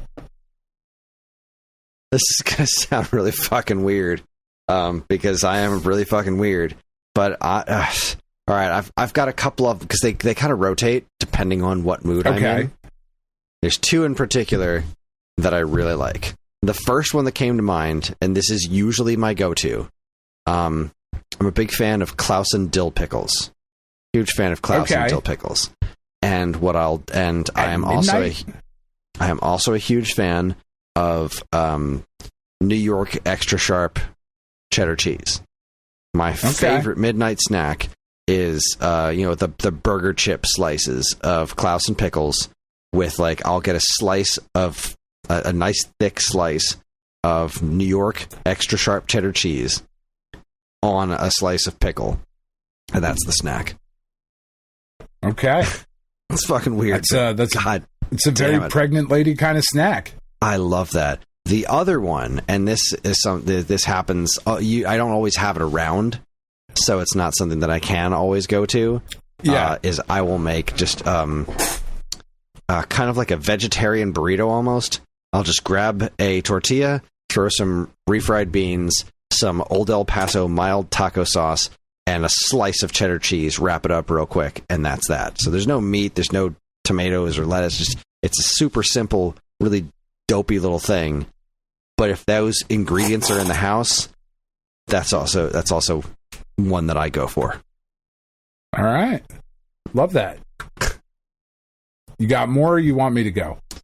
Because I got more. I've got a ton more. All right, keep going. Here, I'll take a turn here. Jewelry jelly. I've read that a billion times. I don't think I've ever said it out loud. All right, so she's got 4 here. Question number 1: what kind of vehicle would you want to put in a Mario Kart game? Ooh. What kind of vehicle in a Mario Kart game? See, that's real tough after Mario Kart World, because they've added these awesome things in the overworld that can also show up in races that are like you could drive into the back of a semi-truck and then you're just driving a giant semi-truck. There's a UFO, cool. There's a plane, there's a boat. Like, they're random things. They rarely happen, but sometimes they can you just get into the back of them and now you're just driving something else entirely. It's wild. A vehicle that I would want to put in a Mario Kart game. Whew, what do you got? Skateboard. A skateboard? Yeah. 100%. Especially with all the wall riding and the rails that they've added. 100% a skateboard. I think watching Bowser skate would be fucking awesome. All right. This is a very specific answer for a very specific group of people. Okay. Blue. Blue? Blue. What is blue? Can we No, I'm sorry. Blue is not an acceptable answer. I'm sorry. Okay. Wooden? All right. Well, boats can be wood. Boats can be wood. You've doubled your orphans. Well, that's not fair. A car can be blue. A car can be blue. You've both doubled your orphans. Jeez, well done. See, the other problem is, like, there's been a lot of vehicles in Mario Kart that are like, they just control like carts. Like, I want to say like a bulldozer, but like there's a bulldozer cart in Mario Kart. Right. And there's not really like, there's not a lot of specific crossover that they could pull from. You know, like there's not generally. Like, yeah, you know what I mean? Like I'm thinking like the Ecto 1 and the fucking Batmobile and shit like that. No, you know what vehicle I want them to add? I want them to add the boulder from Indiana Jones. I just want all of the characters running on top of the fucking boulder. Ah, I got it. Yoshi. Okay, yeah, that's good. That's good. It is. No, even better. I'm still going skateboard, but Sonic with Sonic the Hedgehog doing piggyback rides. All right, that's pretty good. Question 2. What kind of non-vehicle would you want to turn into a vehicle in a Mario Kart game? What kind of non-vehicle would you want to turn into a vehicle in a Mario Kart game? So we're talking like the dolphin. Who do I want to ride? The dolphin motorcycle? Cindy Crawford. I want Cindy Crawford to be a vehicle. I just bought fucking Cyndi Lauper at the fucking Goodwill. I just bought that record. It's really good. Non-vehicle to turn into a vehicle in Mario Kart. I mean, they've already done my favorite one, so which is Rob. So then I'm going to say a Virtual Boy. I want to ride a Virtual Boy, and I want it to be the legs. I don't want it to have wheels. I want it to be running on its legs. Yeah, Oh my God, I want that so bad. Definitely. I want to see them ride a fucking Super Scope. I want like a big flame shooting out of the back like a fucking missile. That's what I want. Question 3. Which question. of the foods from Yoshi's would you want to eat in real life? See, like, I don't know for sure. I don't have an answer. I wouldn't know for sure until I actually tried it because I have no idea what they would actually taste like. But I'm very curious about the berries from Super Mario World.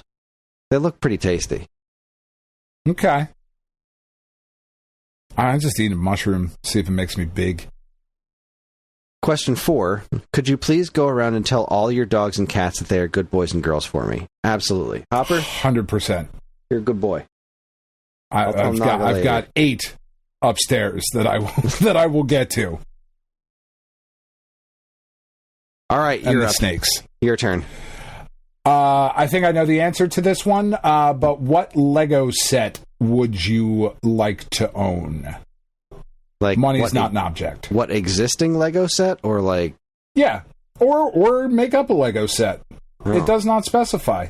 The existing Lego set that I would like to own is the Atari 2600. I would very much like to own. Yeah, that's what I made up Lego set. Give me a Kid Icarus Lego set. There you go. No. I take it back. I want a Law and Order Lego set. That's what I want. I want a little Lego Jack McCoy in a little Lego courtroom. Yeah. I don't have anything else to say to that. The existing Lego set that I would like to own more than any other is the Daily Bugle. That thing is fucking awesome. And it includes Firestar and Human Torch, which makes me very, very happy. It is a wonderful Lego set. The one that I would like to own that they somehow have not made would be the Golden Girls. Oh, that is kind of surprising they haven't made that. Isn't it? Yeah. I know it gets... So Lego does that, like, Lego Ideas thing where, like, a bunch of like fans make up stuff and they're like, hey, this is what's going to happen.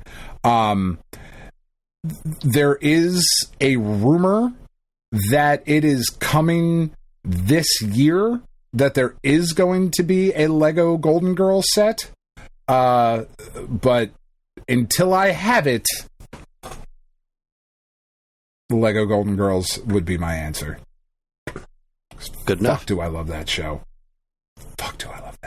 Anyway, let's see. Let me spin the wheel here. Let's see what we come up with. Okay. Oh, I don't know if you have an answer to this one. Kris, what adult toys are in your household, and are there any you wish you owned? I'm going to assume that by adult toys you mean sex toys, and yes. as far as I know, none. Okay. Are there any that you wish you owned? You don't still have the fist? No. That was technically a sex toy, right? That wasn't a fist. That was a giant... Are you talking about the giant, like, black dildo sword from the Hall of Justice? That was... yeah, I guess. Yeah, it was...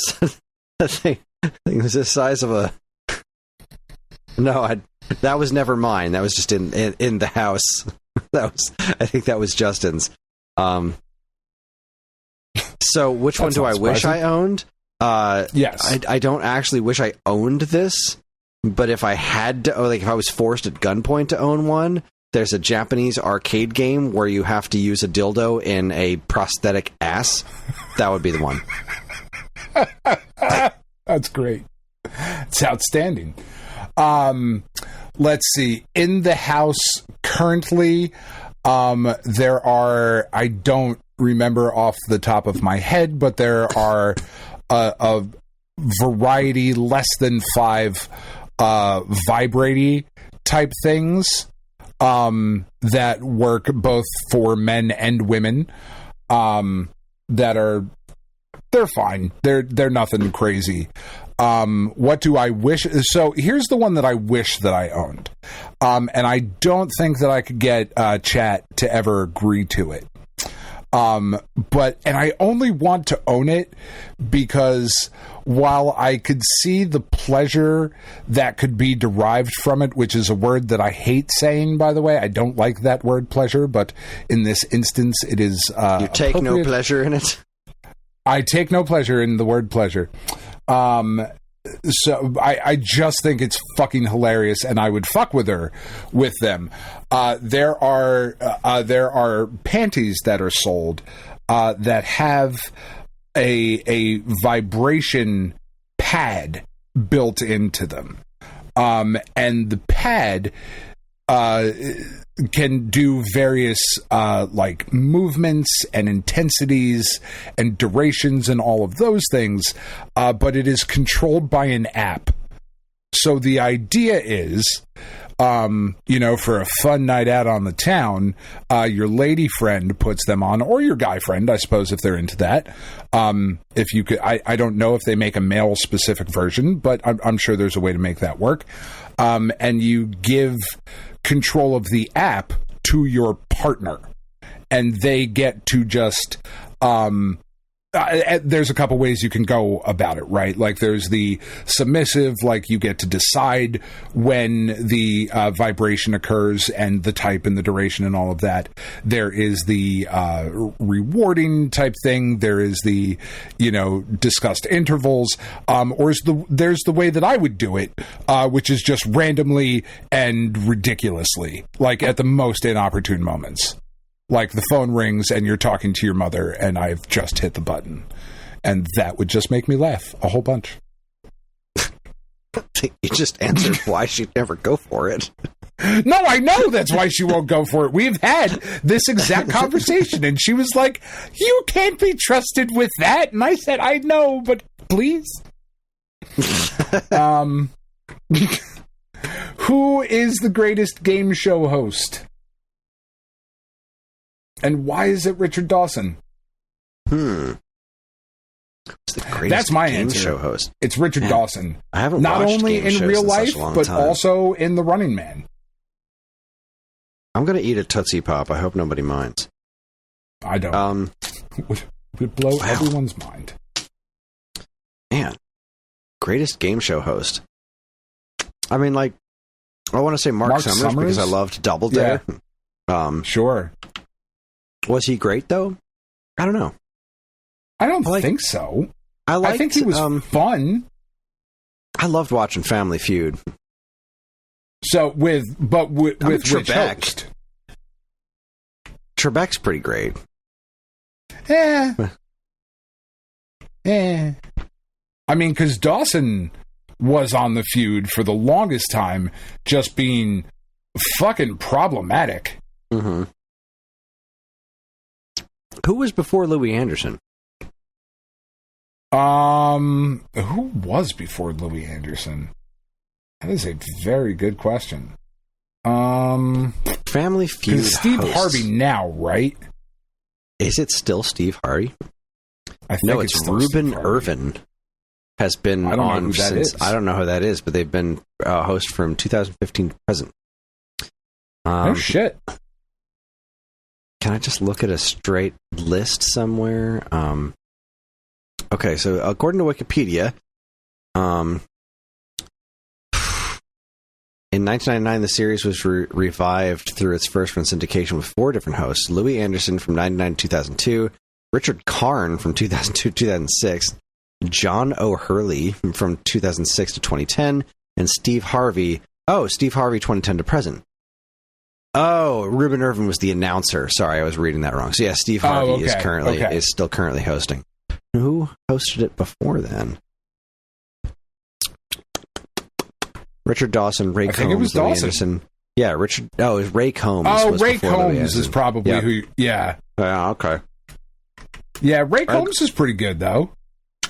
Yeah, but seeing as neither of us could remember him, how good was he really? Sure. Man. I'm trying to think of what other game shows I really liked. I mean, Pat Sajak is a fucking twat, so he can't be my answer. Mike O'Malley from Legend of the Hidden Temple, maybe? That's not bad. So no, that was Nickelodeon Guts. Yeah. It was whoever hosted Nick Arcade. There it is. That's my answer. So the current host of my favorite game show is Elizabeth Banks. She is the current host of Press Your Luck. Really? And, I didn't even know that was a thing. That sounds amazing. Yeah, it hasn't been on a bunch, but I love Elizabeth Banks. Tiff knows how I feel. I'm not talking out of school here. I am a huge fan. But I did love the other dude, Peter Tamarkin, that was there. I love Press Your Luck. But I mean, I gotta say, the greatest of all time is Richard Dawson. Like, he's a problematic fucking shithead, but he is the best. All right, fair enough. All right, Dan, this one's for you. Unas11 asks, Dan, I've been having issues pleasing my wife. Any suggestions on how to please my wife? I mean, so it depends. Like, what is she into? Do the alphabet. That's always a good one. Do you need more explanation than that, or are we clear on that one? I don't know what you're talking about, but I don't care, so keep going. Okay. I don't want to hear you explain it, so you just talk to Unas11 while I enjoy my Tootsie Pop. So, lick the alphabet. That is one way to do it. Fucking try and do things that, like, so the pampering kind of thing every now and again goes a long way, like washing the feet or brushing the hair or whatever, starting with the massage, that sort of thing, that always goes a long way.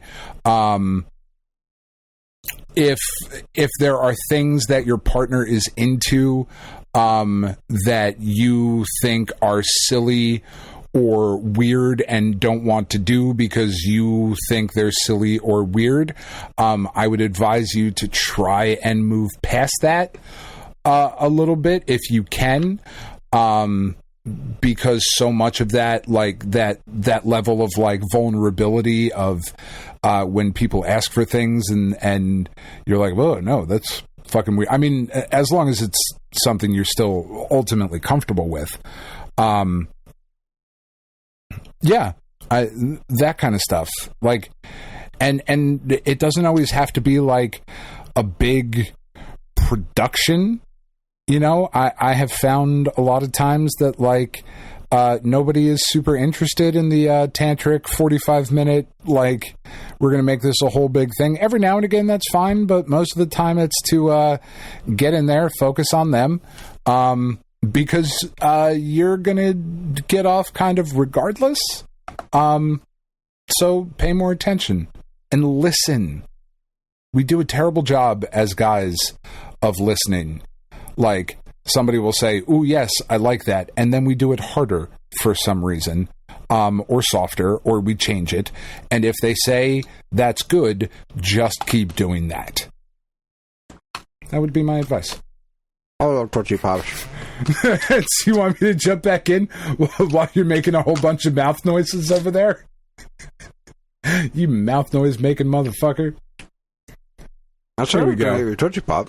No, I know. I thought, what's, I mean, is it, what is your favorite meal?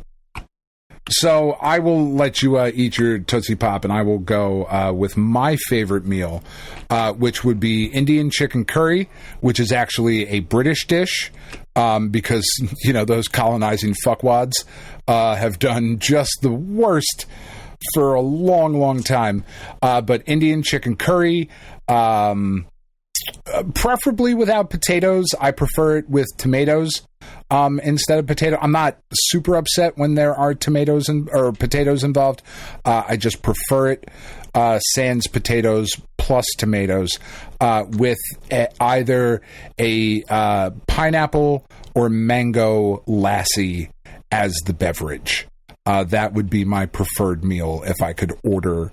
Like if I could sit down and a chef would be like, I will make you whatever you want. What do you want? That would be my order. Dinner. And I don't like mango outside of mango lassies, really. They're just real good. Yeah, my answer is dinner. Breakfast just is whatever. Great. Breakfast is great. Lunch is, lunch is there. Lunch can be great, but I look forward to dinner all day. I don't think that's the actual question, is it? He probably wants to know what my actual favorite meal is. It just says, what is your favorite meal? And technically, dinner is an answer to that question. Yeah, I mean, like, if you're asking me what's my favorite meal of the day, it's dinner. What's my favorite meal overall? Either my mom's pizza, my dad's spaghetti sauce, okay, or the bastardized tacos that we make here at home. Yeah, those are the ones that fill my warm fuzzies. Yeah. So your dad's spaghetti sauce, is it specifically like over a plate of spaghetti, or is it a meal with like garlic bread and meatballs and Oh yeah. There's usually garlic bread. So meatballs, sausage, and brajol are involved, as well as we throw a pork chop in there, but that just kind of dissolves into the meat. It's the same recipe that I use. It's the same basic recipe that I use, but mine comes out completely different than his. And really, my family likes mine better, and in some ways I like mine better, but I will always have that nostalgic thing for my dad's. Sure. My dad's comes out a lot more, for lack of a better word, watery than mine. Okay.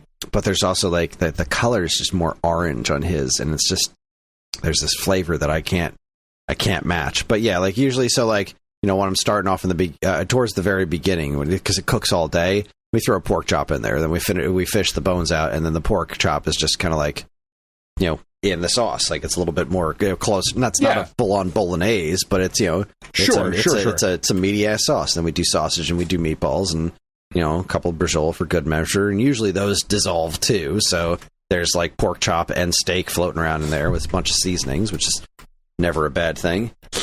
So explain, I think, to others who may not be from around here, what is brajol? Brajol is spelled super weird, and it's a thin layer of steak that you put. I put breadcrumbs. I do salt, breadcrumbs, and grated Parmesan cheese on, and then you roll it up, and then you tie it off with string, and you just throw it in there, and they sometimes they'll stay together, and then you just pull the string off and eat this wonderful, meaty, saucy, log of deliciousness, or they dissolve and you fish the string out the same way you fish the pork chop bones out, and you just have bits of steak floating around in your sauce. I think it's. I like it a lot too. Isn't it spelled like bragioli? Brasciole, I think. Braccioli or something like that. Yeah. But it's pronounced brajol. An Italian-American dish consisting of thin slices of meat, typically beef, that are rolled and stuffed with a filling, then braised in tomato sauce. Yeah, it's fucking good. Yeah, so I use... some people use other things, like you'll use like fresh mozzarella or something like that. I keep it relatively simple, I believe like it's, I said. Pronounced mutz. Well, fresh mutz. The mozzarella. I'm American, goddammit. I bastardize the words that I say. That's right. Some fresh mozz. All right, Epsilon asks, I second the question from Unis11. Well, Dan gave you his answer. But on a more serious note, might you all be getting more screw types for console controllers? I know you sell some for GameCube controllers, but having screws for other controller shells would be a lifesaver for those looking to restore their controllers with rusting screws due to age. Epsilon, this is something that they might actually have at the shop. They've got a ton of stuff at the shop that's not listed on the site because a combination of I don't wanna, make listings, and also like, wow, it is a lot of work. I assumed they were all the same size. Oh, I don't know why I assumed that. Tons of different kinds of screws, but yeah, they might have the kind of stuff that you're looking for. I've been kind of pushing over the years to like get a better grip on everything we might even consider selling, and then making them on making listings on the site. But it's the shipping on like 2 screws or something like that. What do we do with that? So yeah, I suppose you would have to sell it as like a repair kit, right? Yeah, like to make it worth the shipping, you would have to the little specific screwdriver, that sort of thing. I would say send us an email, support@stoneagegamer.com, and the guys at the shop would be able to do a better job of telling you what screws they have. If there's something, they have so many screws. If you look at the tour video that I did on the YouTube channel, it's like there's just a metric ton of stuff down there, and it's getting it all cataloged. Because the other problem is like when we put them up on the website, like how do you keep track of the inventory on those? We bought a bag of 2,000 screws. We sold 5, dropped 2. Like, it's really hard to keep an inventory of that kind of thing. So, sold 5, dropped 2.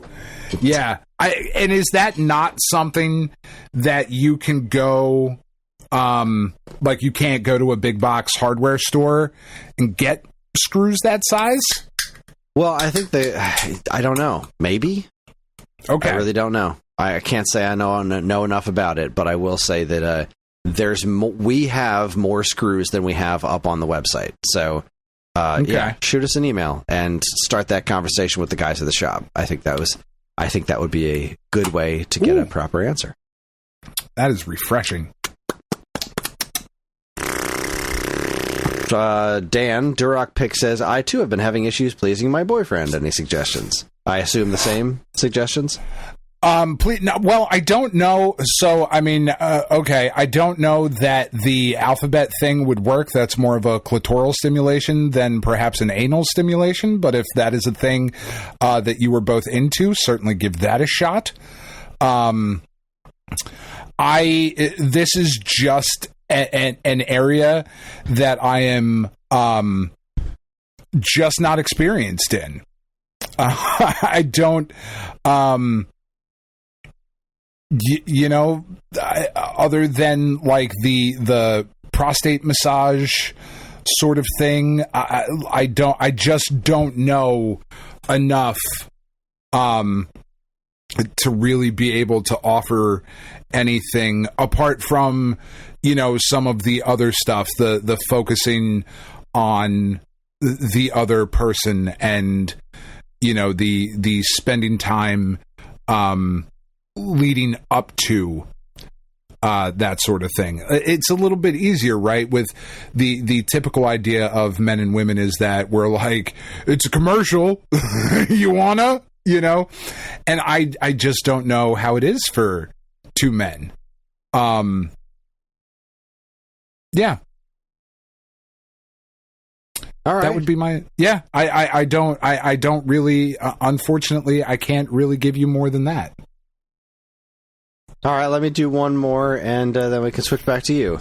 Direct Pig asks, if it were possible to actually visit a video game world, which one would you visit and why? My answer has typically always been the Hyrule from A Link to the Past. And it's just because,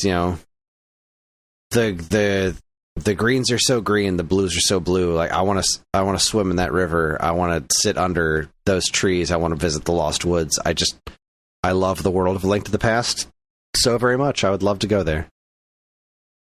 I mean, Dead or Alive, just to see the bouncy physics in real life. No, God, probably something like fucking Psychonauts. Because it's just so creative and interesting and slightly off kilter. I think that would be a really fascinating place to visit. Okay. So here's an interesting one. I'm curious as to your answer here. Which actor that has fallen out of the limelight would you like to see make a comeback? And I suppose this could be an actor that has fallen out of the limelight for good reasons or bad reasons, right? I mean, the bad reason ones, I don't want to see them return to the limelight unless, like, if I could magically make them not bad people, then it would be Kevin Spacey. That was my answer. Yeah. If he's been exonerated, I don't know. I know he's certainly he's made some interesting choices in the interim. But I do miss seeing that guy. He's really good. Just as far as like the actor is concerned. Yeah. What about somebody who's just kind of fallen off? Actually, I think I have an answer for this. It just kind of popped into my head. Uma Thurman. Yeah, I wonder what she's up to. I like Uma Thurman a lot. Yeah, she's wonderful. As an actress, she's a wonderful actress. And I would like to see her make a comeback. Because she was everywhere for a while. Yeah. Yeah, that would be my answer. Can't think of anybody. Who hasn't been around that I would like to... What's Jason Lee been up to? That's a good question. Because I got to tell you, I loved Jason Lee and hated My Name is Earl. I hated that fucking show. That's all that's jumping out at me. All right. Yeah, there's got to be a better answer. I'm just really drawing a blank. I'll go with yours, Uma Thurman. Jason Lee's a good answer, though. I love that guy. All right, interesting question, Kris. Have you ever boned a coworker? Have you ever wanted to? Hold on, thinking. Had a lot of jobs. I mean, so you think about it. Yes, at work. So, I think I worked there too. Yeah, you did. And yes, constantly. No, yeah, I'm going to go with no. I can't think of anybody. Yeah, no, definitely no. But a very inactive sex life, so no. The answer is no. It's just like, wait, I'm doing this the wrong. I'm trying to think of all my jobs, and I'm like, I'm doing this the wrong way. Let me think of who I've actually slept with, and the answer is no. So you haven't slept with anyone from Stone Age Gamer, is what you're saying? Correct. Yet. But the second answer is absolutely. Oh, of course, absolutely. Of course. And I'll just throw this out there, and you don't have to answer it if it makes you uncomfortable. And Evan can edit it if he wants to. Is that something that Karen knows, or would you share that with her? I'm sure she knows. I mean, many of them were from before we got together, and she knows about that. Sure. Yeah. I'm sure there are other... I mean, it's been a long time since I've worked with anyone that I've had interest in. So I don't think I've worked with very many people since I've been with Karen that I've been interested in. Yeah. All right, Dan. All right. Jewelry. Fuck's sake. Jewelry Jelly says, Dan, I've been having issues pleasing my Labubu. Any suggestions on how to please my Labubu? If you don't know what a Labubu is, ask your kids. I know what a Labubu is. I 100% know what a Labubu is. I did not until they showed a picture here from something that was posted in our religious fruitcake, the Reddit.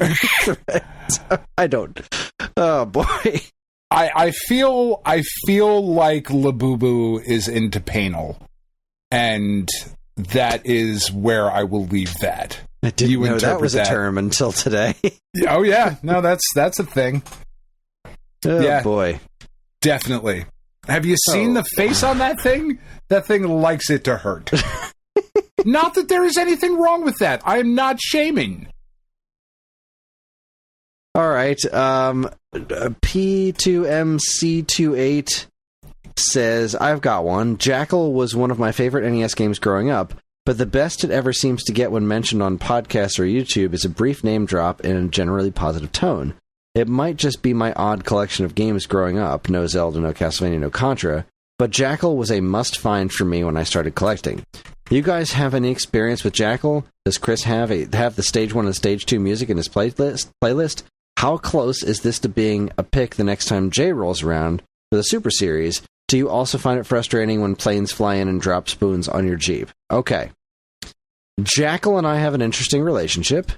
Okay. I do have music from Jackal on my iTunes. I don't... Let me see.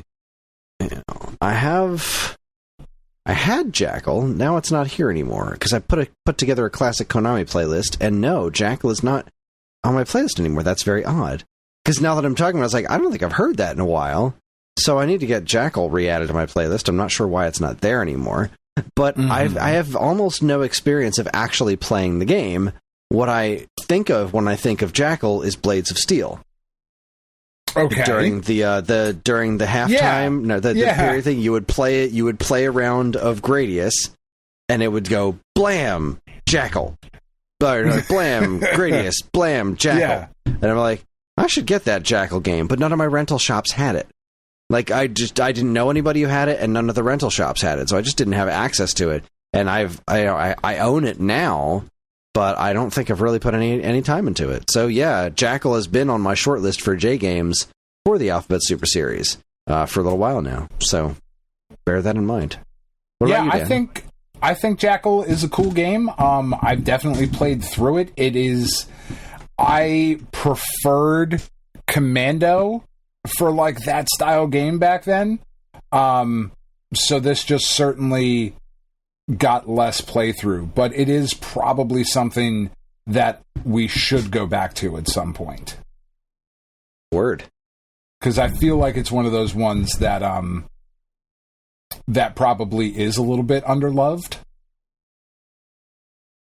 I do think so as well. I think Jackal doesn't get as much recognition in the classic Konami pantheon of games.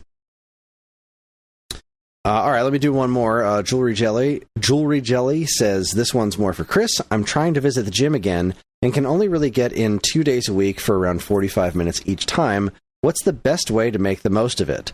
I am woefully unqualified to answer this professionally, but I will say, from what I've come to understand, what I have been able to get the most out of while I'm there, and this is what I've talked with a friend of mine who is a super gym guy, is to start with.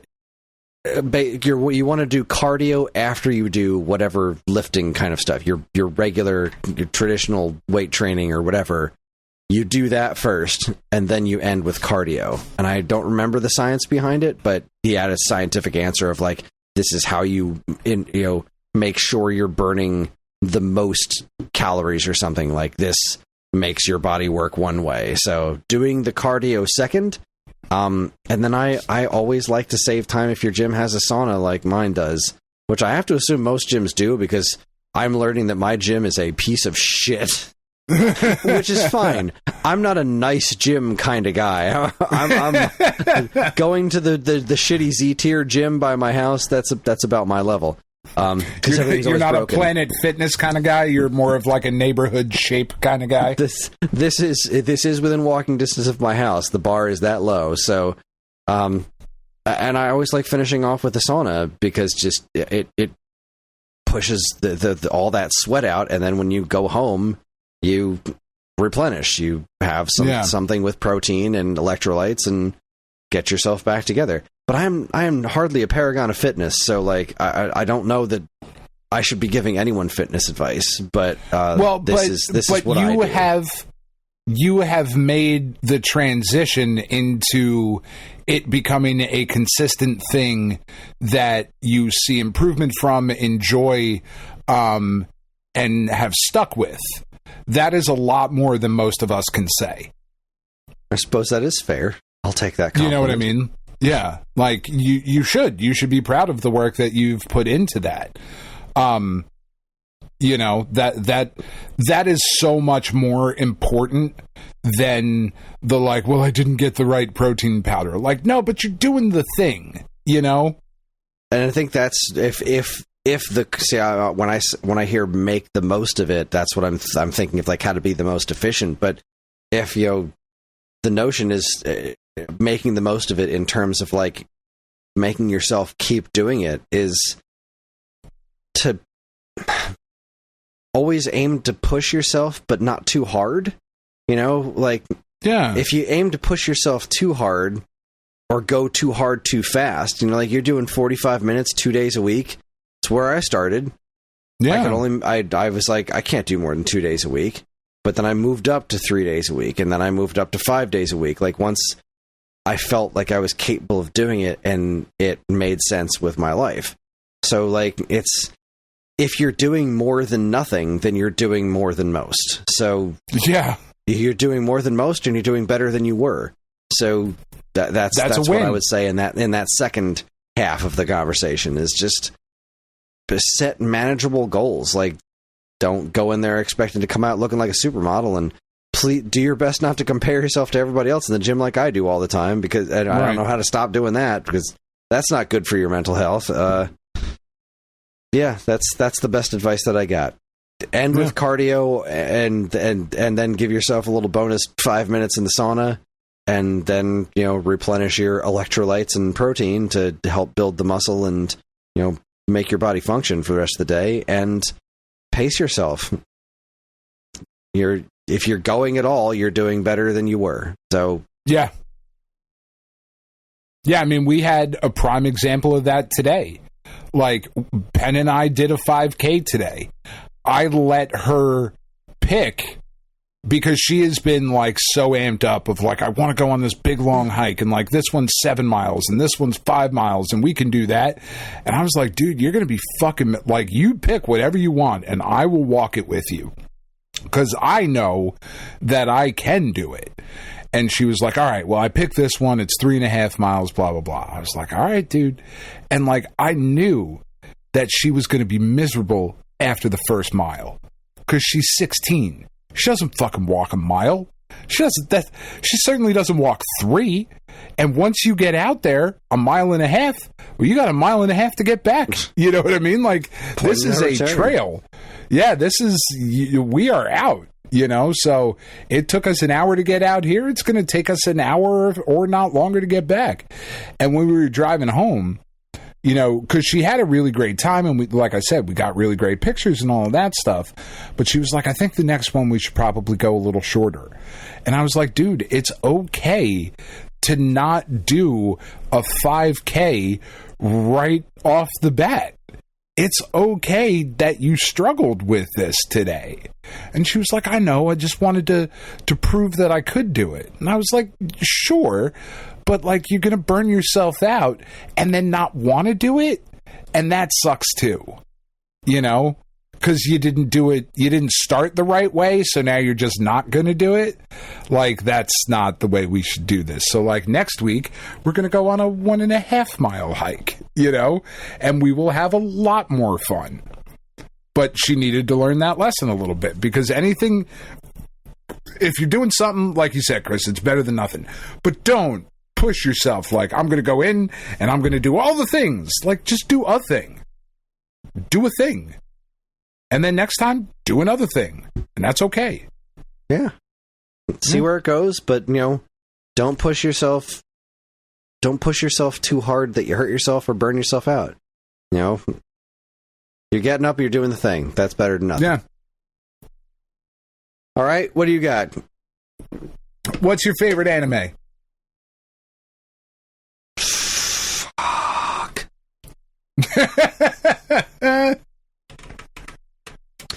All right. As soon as you asked the question, the gut reaction was Trigun.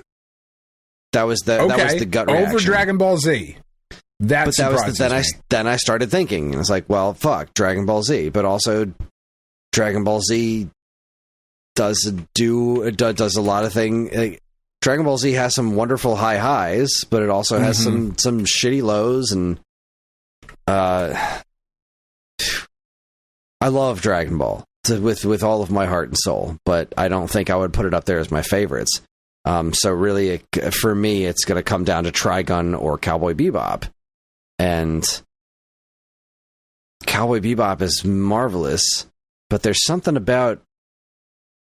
I don't love the lecherous angle of Vash the Stampede, because it's unnecessary. I don't think it adds anything, but it's also so much smaller than the lecherous angle of Master Roshi. It doesn't bother me as much.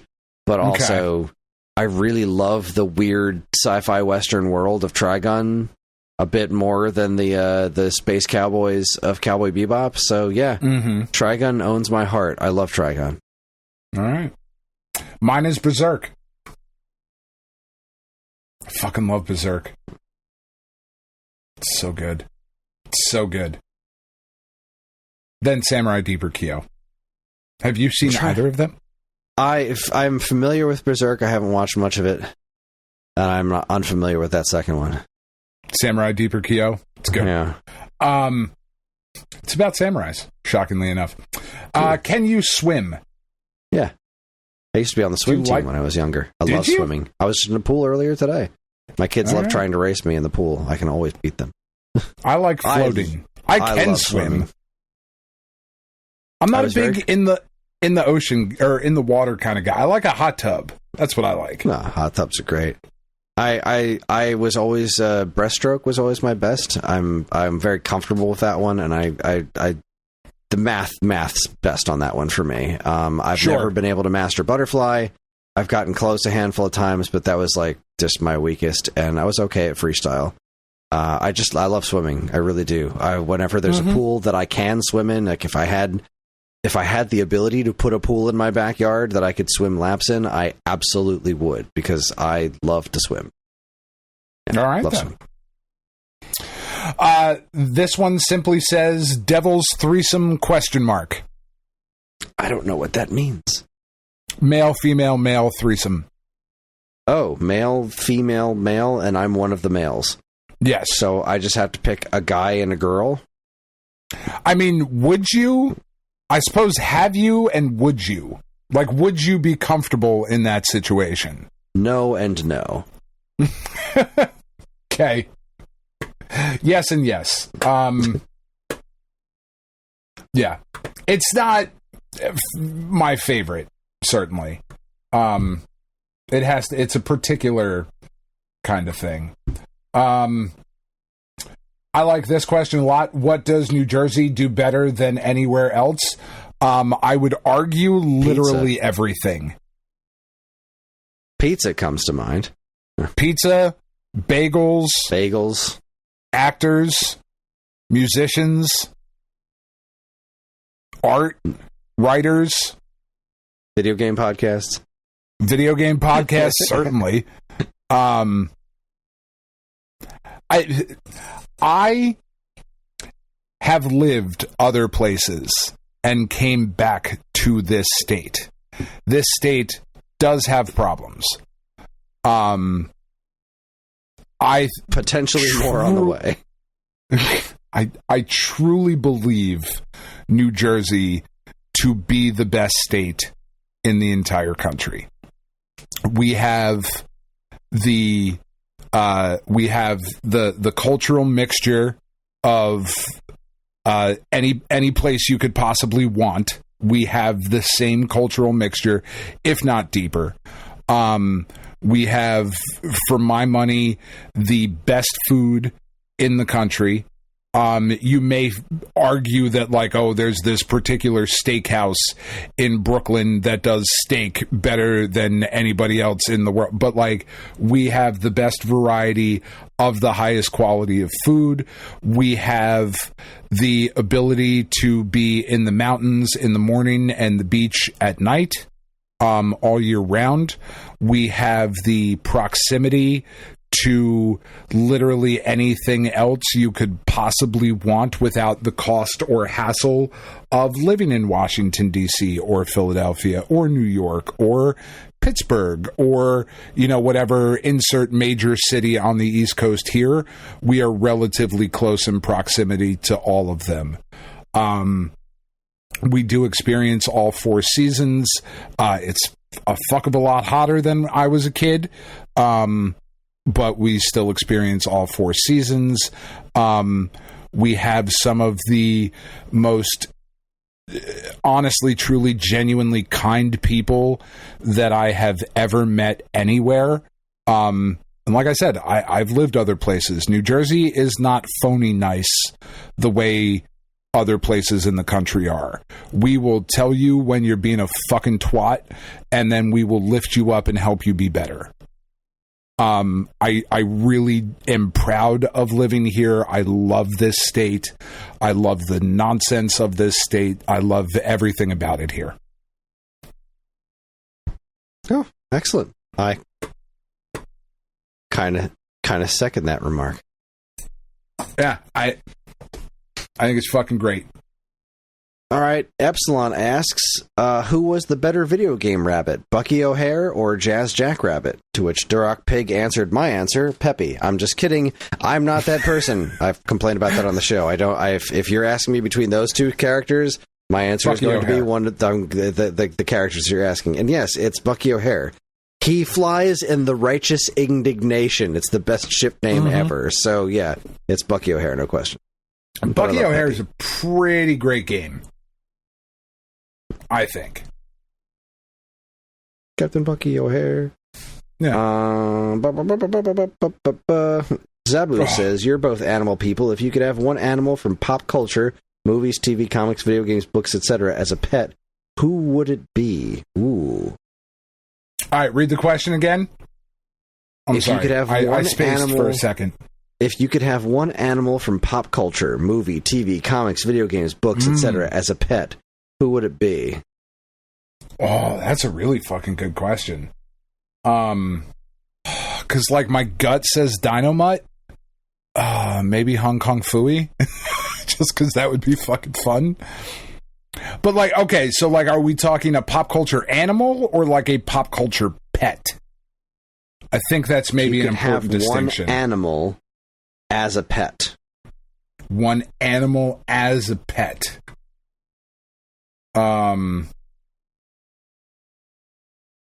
Yeah, like, I feel like Dynamite is my answer. part of me wants to say Naga from Legend of Korra. Mm-hmm. Because I would like to have a polar bear dog, but like that's a big thing. I don't know that I want to take care of a polar bear dog. So, fuck, man. Falcor? How do we both just say that at the same time? Because we're both in our 40s, Chris. That's how we both got to Falcor instantly. Oh, man. Yeah, I don't know. Fucking, yeah. I'm sticking with Dino Mud, but Falcor is a very strong answer. I like that. Super Mario Strikers was just released on the GameCube app on the Switch too. What sport should get the Mario treatment in a new game? Cricket. You gotta know what a crumpet is to understand cricket. Oh, man. What games should get... So what games has Mario done? No, you already answered this question. The answer is Super Mario Skateboards. Yeah, no, 100%. Yeah. I agree with that, too. But I was just trying to think of something else, like have they done a proper... Because I do think, if they haven't, a 3-on-3 basketball game could be really fun. Super Mario Hoops 3-on-3 for Nintendo DS. Oh, was it any good? It was alright. It's developed by Square Enix. Oh, no shit. Yeah, it's not bad. Okay. No, skateboarding. It was pretty solid. Yeah, skateboarding. Yeah, I think skateboarding is the right answer. If I could think of another one that they should do, I mean, American football.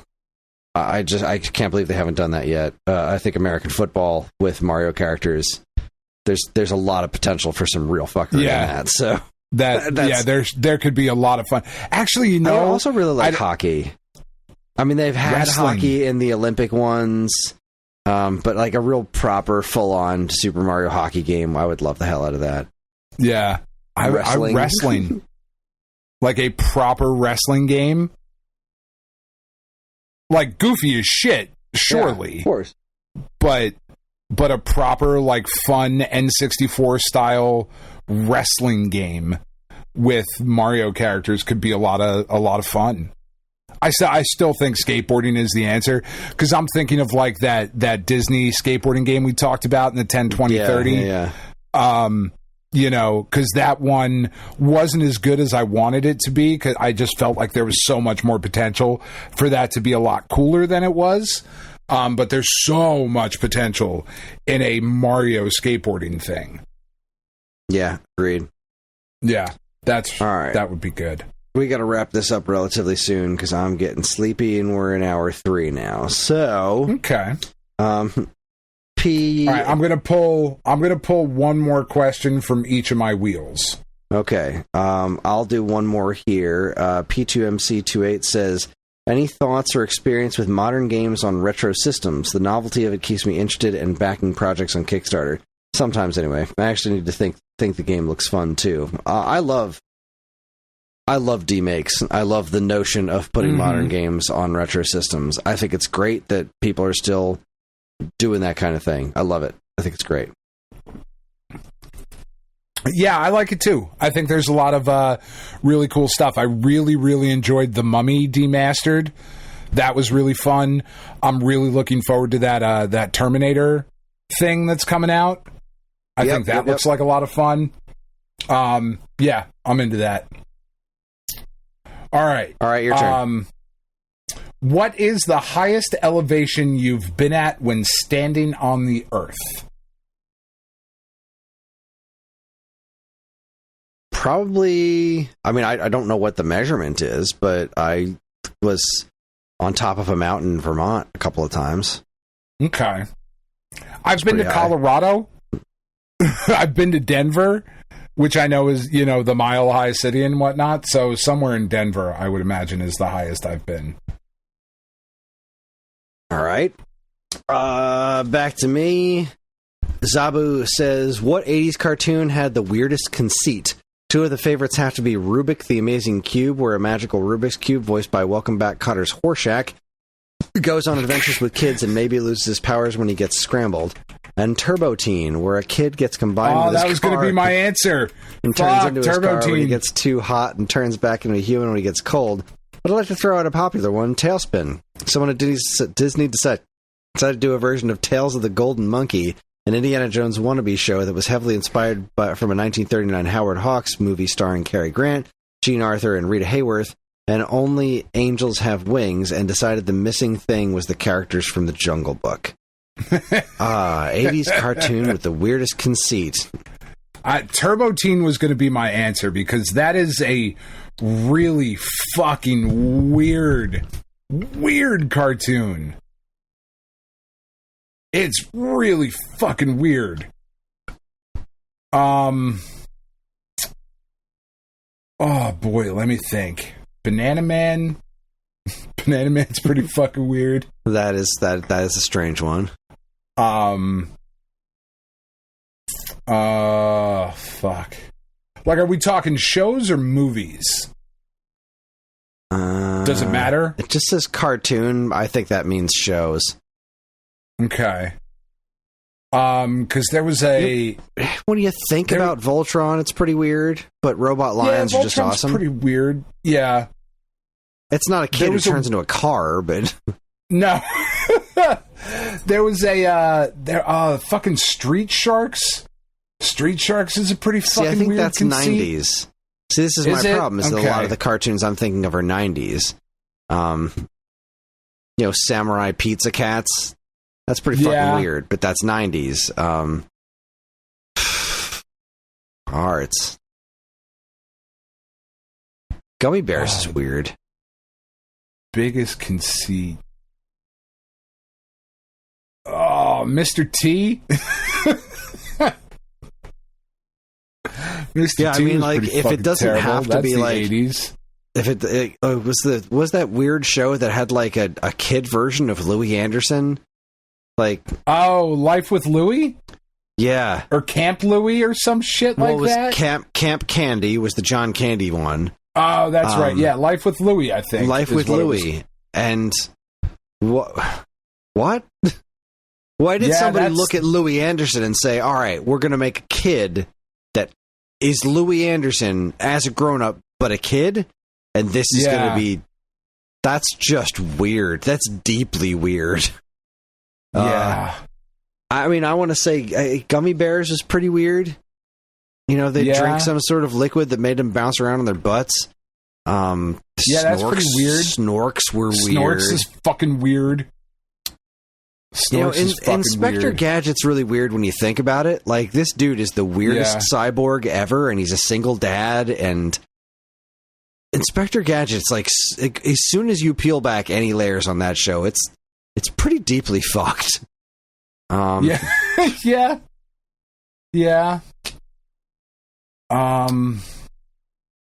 Fuck, no, I got it. Fucking G.I. Joe. I am supposed to accept that these are the greatest soldiers in the world and they never fucking shot anybody. Which I know is, like, not the biggest fucking take in the world, but yeah, that shit's fucking weird. Oh, man. Yeah, the Rubik's Cube one is fucking weird. God, what else was there?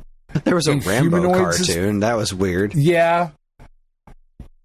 Inhumanoids was fucking wild. I remember Inhumanoids. Oh, you know what? Centurions. That wasn't too weird. Captain N's super weird. Captain N, like, Captain N is super weird. So it is weird, but it's not the weirdest conceit, I think, until the Game Boy showed up. Once the Game Boy became a sentient thing that floated around, I think that's when it hit super weird category. Like, just in terms of the conceit itself. But I don't think anything tops that kid that turns into a car. I mean, I just don't think. As far as the actual conceit of the show is concerned, Turbo Teen is nuts. Yeah, that's just out of this world. Yeah. All right, your turn. Turbo Teen is the weirdest.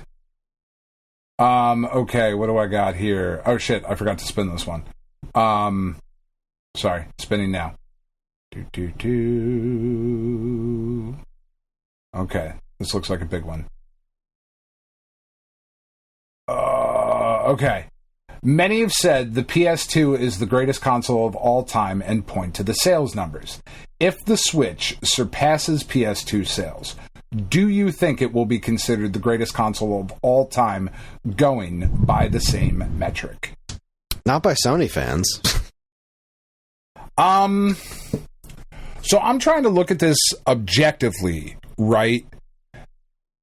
I would still argue that the PS2 is the better overall system. I don't think it's the better system because of the sales numbers.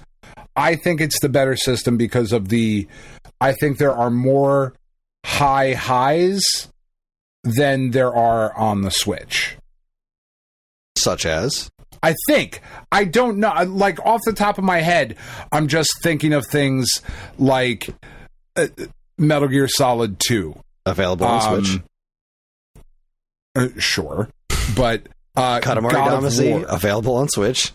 Yeah, God of War. It's great stuff. But most of the best PS2 games, I think a lot of the best that PS2 that has might to be offer true. Has been made available again on modern platforms, the Switch included. I mean, I don't go back to Jack and Daxter. I have to think. Yeah, I'd have to really think about it. So let me see. I'm pulling it up on Metacritic right now just to get a list of games here. Okay, so according to Metacritic, the top ranked games on PS2 are Tony Hawk's Pro Skater 3, Grand Theft Auto 3, Resident Evil 4, Metal Gear Solid 2, Grand Theft Auto San Andreas, Vice City, Gran Turismo, Tony Hawk's Pro Skater 4, Devil May Cry, Metal Gear Solid 3, God of War, Burnout 3, God of War 2, SSX. I don't know. You might be right. It might be the Switch. Almost all of those. I'd say at least 75% of what you said are available on Switch. You might be right. I mean, I'd like to think so. I mean, there is a lot of shovelware on the eShop, but man, just Breath of the Wild, Tears of the Kingdom, Mario Odyssey, Kirby and the Forgotten Land. I mean, they've pretty much most of the classics have had some of their best iterations on the Switch. I mean, we got a new Mega Man game. We got a trilogy of Blaster Masters. We've got the remaster of Metroid Prime, and then Prime 4 is coming out. Metroid Dread is on there. I think so. I mean, it really all comes down to personal taste. You might be right. But I think the Switch is. I'm on Team Switch on that.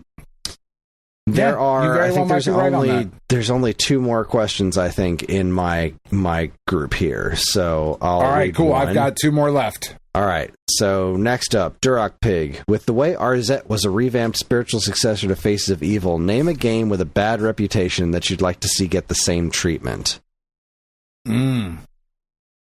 A game with a bad reputation get the same treatment. Would it be Bubsy for you? For me, that's the first thing that came to mind. Well, it's got a bad reputation.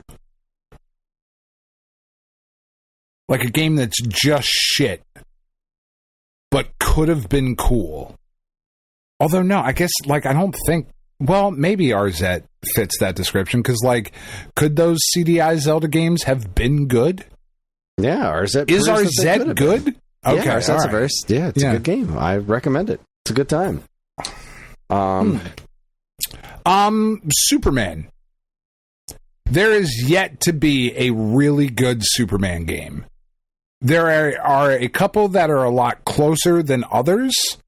I quite like the arcade game, and I like the idea that they were going for. I think it was EA did the Superman Returns game where his health meter was damage to the city. Yeah.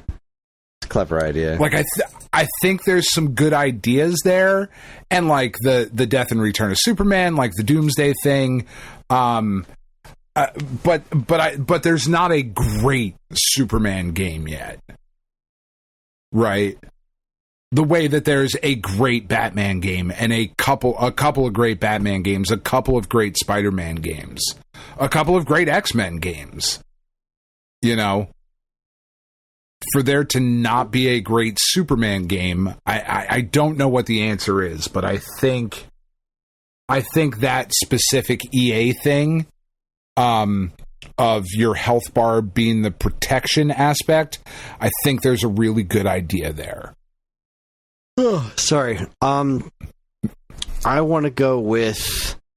I know there's a better answer to this, and I know somebody just recently did this in a homebrew thing, but I haven't had a chance to try it yet. But Super Pitfall for NES. Okay. That's a shit game, but it didn't have to be. I thought I liked that game. Super Pitfall is just dreadful. It's just garbage. Now, you know what I'd like to see somebody make a real good game out of is Ice Climbers. Yeah, okay. I can see that. Or Wrecking Crew.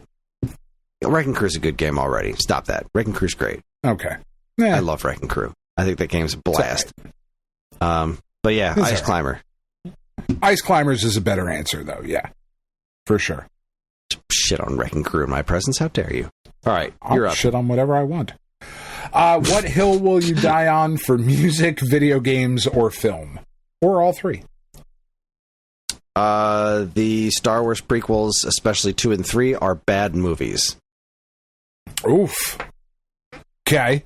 I don't think you have to die on that hill. I think there's plenty of people with you. I do now. Apparently, the Star Wars prequels are fucking masterpieces, and the sequels are the trashiest of the trash that ever trashed.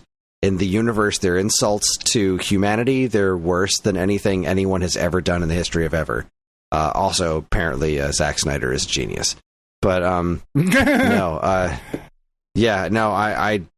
will die on the... Revenge of the Sith is not a good movie. It has good parts, but it is not a good movie. That is a hill that I will die on. I enjoyed that shit out of that movie, though. Going down a path I can't follow. You killed her with your anger. I will also say that the Dreamcast was killed by the hype for the PlayStation 2. That was why as far as from where I stand, if people weren't so unbelievably blinded by, no, the PlayStation 2 is going to be amazing, the Dreamcast would have had a future. But there was just so much, the entire perception was like, well, why am I going to buy a Dreamcast? The PS2 is going to come out and it's going to be great. Even though it wasn't when it launched, it didn't matter. It was just the words PlayStation 2 was all it took to kill the Dreamcast. I will also die on that hill. That's what happened. Okay. And mayonnaise is terrible. Mayonnaise is terrible. All right. It's the devil's semen, and it shouldn't be on my sandwich. You're dead fucking wrong, but I will give you that one. Music. That's a tough one. Do you need a second to think of music? I have something for film, and I don't mean anything personal by it. And I hope you don't take it that way. And I hope, because I know that we have fans of Mystery Theater, Science Theater 3000, whatever the fuck it's called, among our listeners. I think watching bad movies because they're bad is a waste of your time because you're going to die one day. And I think you should not watch shit that you know is shit to laugh at it. That seems pointless to me, and I feel like die on that totally missed the point of that show. I mean, probably, but that's just always kind of like what my go-to is, because then there are plenty of people that watch bad movies just because they watch bad movies. I think watching something that you know that is objectively bad is stupid and a waste of time. So, MS, that is probably a bad example. Theater? Because I think the misperception is that Mystery Science Theater is they sit and make fun of bad movies. That's not what they do. The majority of the jokes in Mystery Science Theater 3000 are pretending a scene it has a totally different context and saying weird things that make it funny. Like, they're not like, ha, look how dumb that guy looks. That's not the joke. A guy will walk in, like, at the end of Mitchell, one of my fucking favorite jokes at the end of Mitchell, right? They spend a decent amount of time making fun of Jodan Baker because Jodan Baker as an action star is funny, so they poke fun at the situations that he gets in. But one of my favorite jokes in that episode is he goes into his apartment and somebody's in his apartment, and so he's like, jump around corners and like kicking down a door or something, and he kicks down the door of his closet and turns the light on, and then Joel and the bots yell, "Surprise! Happy birthday to you!" Like it's a birthday party. Sure, I get that. That's what that show is. It's making weird situations out of things that are in front of them, and it's not making fun of bad movies. That's okay. I think perhaps that's a huge misconception of what that show is. Sure. Perhaps that was a poor example. I stand by my point of people who watch bad things because they're bad to make fun of them is a waste of time. Which I do know that there is an industry for. Tiff watches a fucking video series on it all the time. Of right. People that just watch Cinema Sins, bad things because, I that is a waste of your fucking time. You're going to die one day. What hill will I die on for music? Limiting yourself to one genre because you're a punk fan or a hip-hop fan or a metal fan is also fucking stupid, because Chapel Roan is amazing, and you're fucking lying if you don't think Pink Pony Club is a fucking banger. Don't limit yourself to things because you are trying to put yourself into a box. That is just the dumbest thing that I've ever heard of. Like what you like, fuck everybody else. I will die on that hill as well. I agree with that wholeheartedly. Yeah, I have never understood people who are like, ew, I don't like that it's country, or ew, I don't like that it's rap. I'm like, what the fuck is wrong with you? Good shit is good shit. Fuck off. What hill will I die on for video games? I'm actually going to counterpoint to what you said. The Sega Dreamcast was okay at best. It was fine. I would disagree. I loved the Sega Dreamcast for what it was. Part of what I'm saying is that hype for PlayStation 2 was partially what prevented a lot of better games from landing on the Dreamcast. It's like, well, I'll just put it on PlayStation 2 instead when that comes out. But the Dreamcast I think it was... had Resident Evil Code Veronica. The Dreamcast had... The Dreamcast was where you could play after the Dreamcast, though. Sure, but that's your argument that you just made for the Switch. That's totally different generation, though. I don't know that. I feel like that's kind of a different. That's kind of a different weight. But okay, I'll let you have that. I don't agree with that notion. Like, this was, so the Switch has that now because it's a different generation. It has that thing. The PlayStation 2 had Resident Evil Code Veronica because Resident Evil Code Veronica came out on Dreamcast, and they were like, we could sell more of it here too. And it sold, but the PlayStation 2 had so many more, it had such a larger install base, they were like, fuck it, let's put this here too. But like, when you think of Marvel vs. Capcom 2 on a home platform, you're not thinking the PS2 version. The Marvel vs. Capcom 1 was not on PlayStation 2. Street Fighter 3 Third Strike didn't hit PlayStation 2 until it was part of a collection years and years later. You know, that doesn't take away from the Dreamcast like I said, era. The Dreamcast is fine. It's got some pretty good games on it. I always felt the NFL 2K series was overrated. My favorite Dreamcast game is a fucking tennis game. So, you know, I think it was fine. Okay. Yeah. I disagree. I think it was great. I think it gave us weird shit like Jet Set Radio that Sega wouldn't show up on other consoles until the Dreamcast was dead and Sega started making things on other platforms. Gave us the weirdness of shit like Toy Commander. Yeah, I mean, Katamari was on PlayStation, though. That's pretty fucking weird. And Mr. Mosquito and...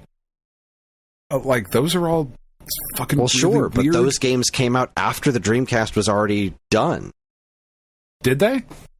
I mean, I know Katamari did. I don't know about Mr. Mosquito and whatnot, but... I feel like Mr. Mosquito was after Katamari, but I could be wrong. It might have been. I don't know. I'm just saying there was weird shit on the PS2 as well. Yeah, there's weird shit all over the place. But Mr. Mosquito, June 21st, 2001. Yeah, that was around when the Dreamcast was toasted, 2001. Because what was it? NFL 2K2, I think, was the first one to land on the other platforms. Yeah. So yeah, it was around that time. Yeah.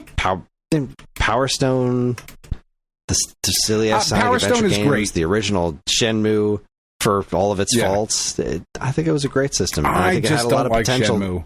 Had a lot of potential that it didn't get to live up to because Sega is Sega, and it got killed by hype for the competition. I will die on that hill. All right, this is a hard one that I've been thinking about. One. I've been thinking about this, and I can't come up with an answer. What song do you... this is from Ferg. What song do you wish you had written, not for monetary purposes?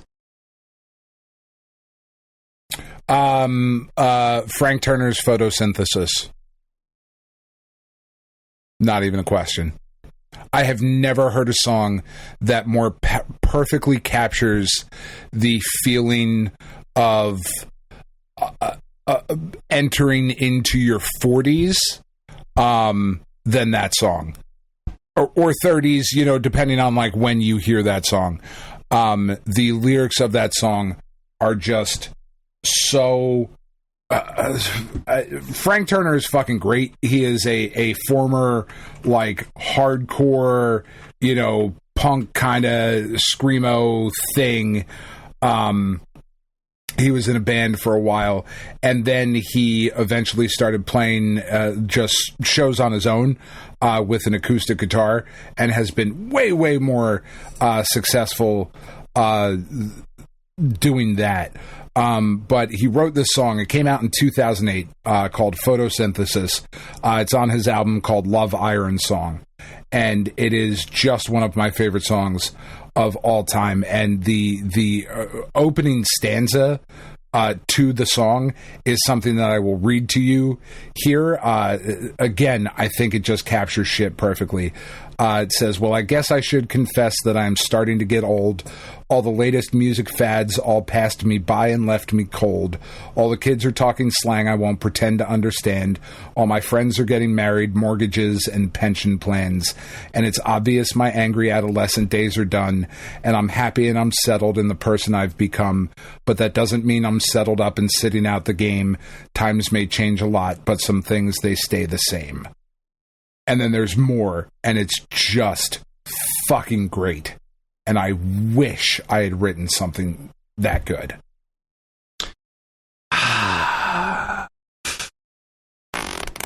Or Tiptoe Through the Tulips. One of the two. Oh, I don't know. I really can't think of one. Because, like... The general? Do I wish that I had written? Because if I had written it, then I don't get to enjoy it the same way. Right. But so the general say, is just one of the greatest songs ever written, I think. It is. Right? I love that song. But it doesn't... It's not me. Like, that song could never have come from me. Like, that's just not my, my way of doing things. I think Photosynthesis could have come from me. Like, if you listen to that song, I could have written that. Then I'm just gonna say, Ben Folds 5, Draw a Crowd. Yeah, I can see that coming from you. I can. I mean, if you're feeling small and you can't draw a crowd, draw dicks on the wall. Yep. I wish I'd written that. That's a good fucking line. That is a good line. All right. So our final question of this evening's SAG Bag also comes from the Wheel of Nonsense. And I think it's the most important question, Kris. And that is the deep and introspective question. What is the point of life? What is the point of life? Yeah, what is the point of life? I think this ties into what we were talking about before when we got on that kind of political rant. of what everything that's wrong. Be excellent to each other and party on, dudes. I mean, I don't think you're wrong. I think the point of life is to be of service to others, is to provide positivity and, good vibes, as the kids say. But it is to be in service of the collective, to be excellent to each other. To be excellent to each other. I just don't like that movie, so I'm trying to think of a different way to say it, but that is the best way to say it. How do you not like Bill and Ted's I don't like that movie. Adventure? I don't like Bill and Ted. I don't like any of them. I think they are incredibly overrated. Wow. There's something wrong with you. Yeah, I know. I am aware. You're going to die on that hill. Jesus, how do you know Bill and Ted? I'll die on that hill. I think they're fine. Keanu Reeves is not as cool as everyone thinks. I think the first movie is a nice masterpiece. I think the second movie is weird as hell. Yeah. The second movie is a big step back. And I liked the third one. It was pretty good. The reason you and Tiff butt heads as often as you do is because you are the same person. And I don't know if either of you realize that or want to admit that, but somehow I married you just with nicer tits. Not that your tits aren't nice. They're lovely, but hers are better. It's a big fight that we have all the time. She's like, you want to watch Bill and Ted? I'm like, I really fucking don't. I really don't. Got to be honest with you. But yeah, I mean, that is the point of life. Men should wear more willingly hats. Turning down a movie with George Carlin in it. I know. You haven't seen that coming. I fucking love George Carlin. I know. Yeah. Be the positivity in somebody's fucking story, man. That's it. It's not that hard. It's just not. We are here for such a short fraction of time. It's nothing to spend that time being a dick. It's just a waste. Yeah, it's weird. It's a fucking weird way to be. It's a weird way to be.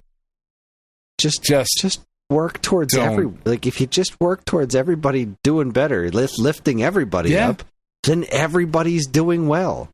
We could all be doing well if we weren't just selfish. Yeah, it's weird. It's a weird way to be. Weird way to be. All right. That's all I got. I mean, that's not all I got. There's 6 million more questions here. And I love that there are. Never end. But I'm pretty sure I got to everything in the SAG BAG July 2025 thread in Discord. And I am cooked, man. I am. Yeah. I did the gym. I did swimming today at a pool party that I didn't want to be at. I did a 5K today. Yeah. Looks like Naga has calmed down. Karen's going to bed. That's coming up right now. Tell him what. Oh, John didn't make it through Independence Day. Interesting. You missed all the good shit at the end. It's the only time Randy Quaid has ever been good in anything. Oh, Christmas Vacation. Stop it. I know. I just hate him.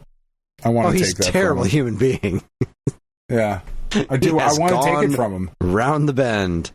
But no, I can't. It's just Independence Day and Christmas Vacation. I can't think of anything else that I particularly love him in. Yeah. There's only one line in Vegas Vacation that I really like when they're at the buffet. And don't skimp on the blue. That is very funny. Anyway. Yeah. Fuck you guys. We're done. Yes, that's it. That's 3.5 hours this week. It's all the consciousness I've got left in me. So with that is our show. I closed my script for some reason. I was looking for something else. Aw. Join us next week as we board the SAG Cartoon Express. No, we're on the 10, 20, 30, 40. We 10, 20, 30, 40 in the middle of the month? Well, so we're recording it next week. Oh, that's right, because we're getting... Yeah. This one's going up okay, no, wait. No, I'm wrong. The 11th. Right? You are wrong. Oh, my calendar. Super Series or... My calendar's fucked up. Let's see. Yeah. Mailbag goes here because we didn't do Alphabet Super Series W yet. So the 10, 20, 30, 40 would be the week we would record that the 18th. So what do we do on the 11th? Do we do the Super Series or the Super Series? No, Super Series. We do Super Series W. All right. Yeah. Join us next week for Wizards and Warriors 3. Kuros, Visions of Power. Power. You got to have power. Unlimited power. God, the movie's so fucking stupid. It's stupid. So bad. It's so bad. I love it. We're on most social media platforms. To my new empire. And if you want to get in touch with us, we are very difficult to find. All it takes is a quick look at our show notes, and you'll see links to our social media accounts, as well as all manner of other fun stuff, like a link to our namesakes, StoneAgeGamer.com, and more useful links than you can shake a stick at. A joystick at. She fucking died of a broken heart. God damn it. She's just lost the will to live. Sorry. Docking. There, do that if you're having trouble pleasing your men. Try docking. Let me know how it goes. I'm fascinated by it. I don't want to, but I might.